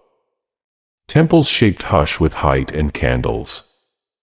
Courts drew maps of obedience with chairs and aisles. Monasteries trained breath the way smiths train fire. Rhapsodes tuned their voices to slip past defenses. Heraldry carved rank into color. Incense braided memory to mood. Gates, veils, steps, pauses, and choruses, all practical crafts aimed at the body first, because the body answers before the mind decides. We told ourselves these were superstitions that history outgrew. Then our phones learned to ring like bells, our offices borrowed cloisters' light, our apps wore priestly sigils, and our meetings repeated the old procession with slides. The names changed. The nervous system did not. So what do we do with this knowledge, ethically, cleanly, without becoming the manipulators we tried to unmask? We carry it like a vow. Declare your frame before the world declares it for you. Choose the threshold you will cross and the one you won't. Slow your pace until your breath can keep up with your words. Tune your light so faces look human and truth can land without knives. Let your voice ride the exhale and place one honest pause where urgency would normally steal the floor. Wear your marks, your colors, your titles, your logos, with care, as promises you plan to keep, not costumes you plan to hide behind. These moves are not tricks. They are conditions under which people can think, choose, and stay kind. Sovereign calm is not a mask you put on. It is a quiet architecture you carry. It begins at the edge of your ribs and walks outward into light, air, rhythm, and space. When you set these elements on purpose, you are not taking anyone's freedom, you are returning it, first to yourself, then to whoever steps into your circle. The old masters used these arts to bind crowds without their knowledge. You can use them to loosen knots without force. You can be the person whose stillness is shelter, not glare. You can be the voice that does not rush, the gaze that does not hunt, the cadence that does not humiliate, the silence that lets dignity stand up and speak. You have seen how this works in small ways already. The conversation that softened at dusk because you dimmed the lamp. The child who found courage after you matched their pace and then placed one calm breath in the space between sentences. The meeting that chose well because you moved 2 chairs and let the question sit at the head instead of a person. The apology that finally reached its target because you said less, slower, and let the pause carry the heaviest lift. None of that was magic. All of it was craft. If there is a single closing blessing to offer, it is this: treat presence as a sacred shadow. Steady, ethical, seen. Not a show, but a shelter that follows you and falls on the room like shade and heat. When you meet noise, bring measure. When you meet speed, bring timing. When you meet fear, bring light that does not blind. When you meet manipulation, bring clarity with a door. You will feel small at first, because these gestures are small. Then you will watch entire rooms change their weather because someone finally remembered how to set the air. Influence belongs to whoever can hold peace without forcing it. That has always been true, in temples, in courts, in kitchens, on screens. Now you know the levers and the ethics. Practice them until they disappear into you. Let your presence do the quiet work before your words arrive. And when the room learns you, let it learn something old and good. Calm is not surrender, calm is sovereignty.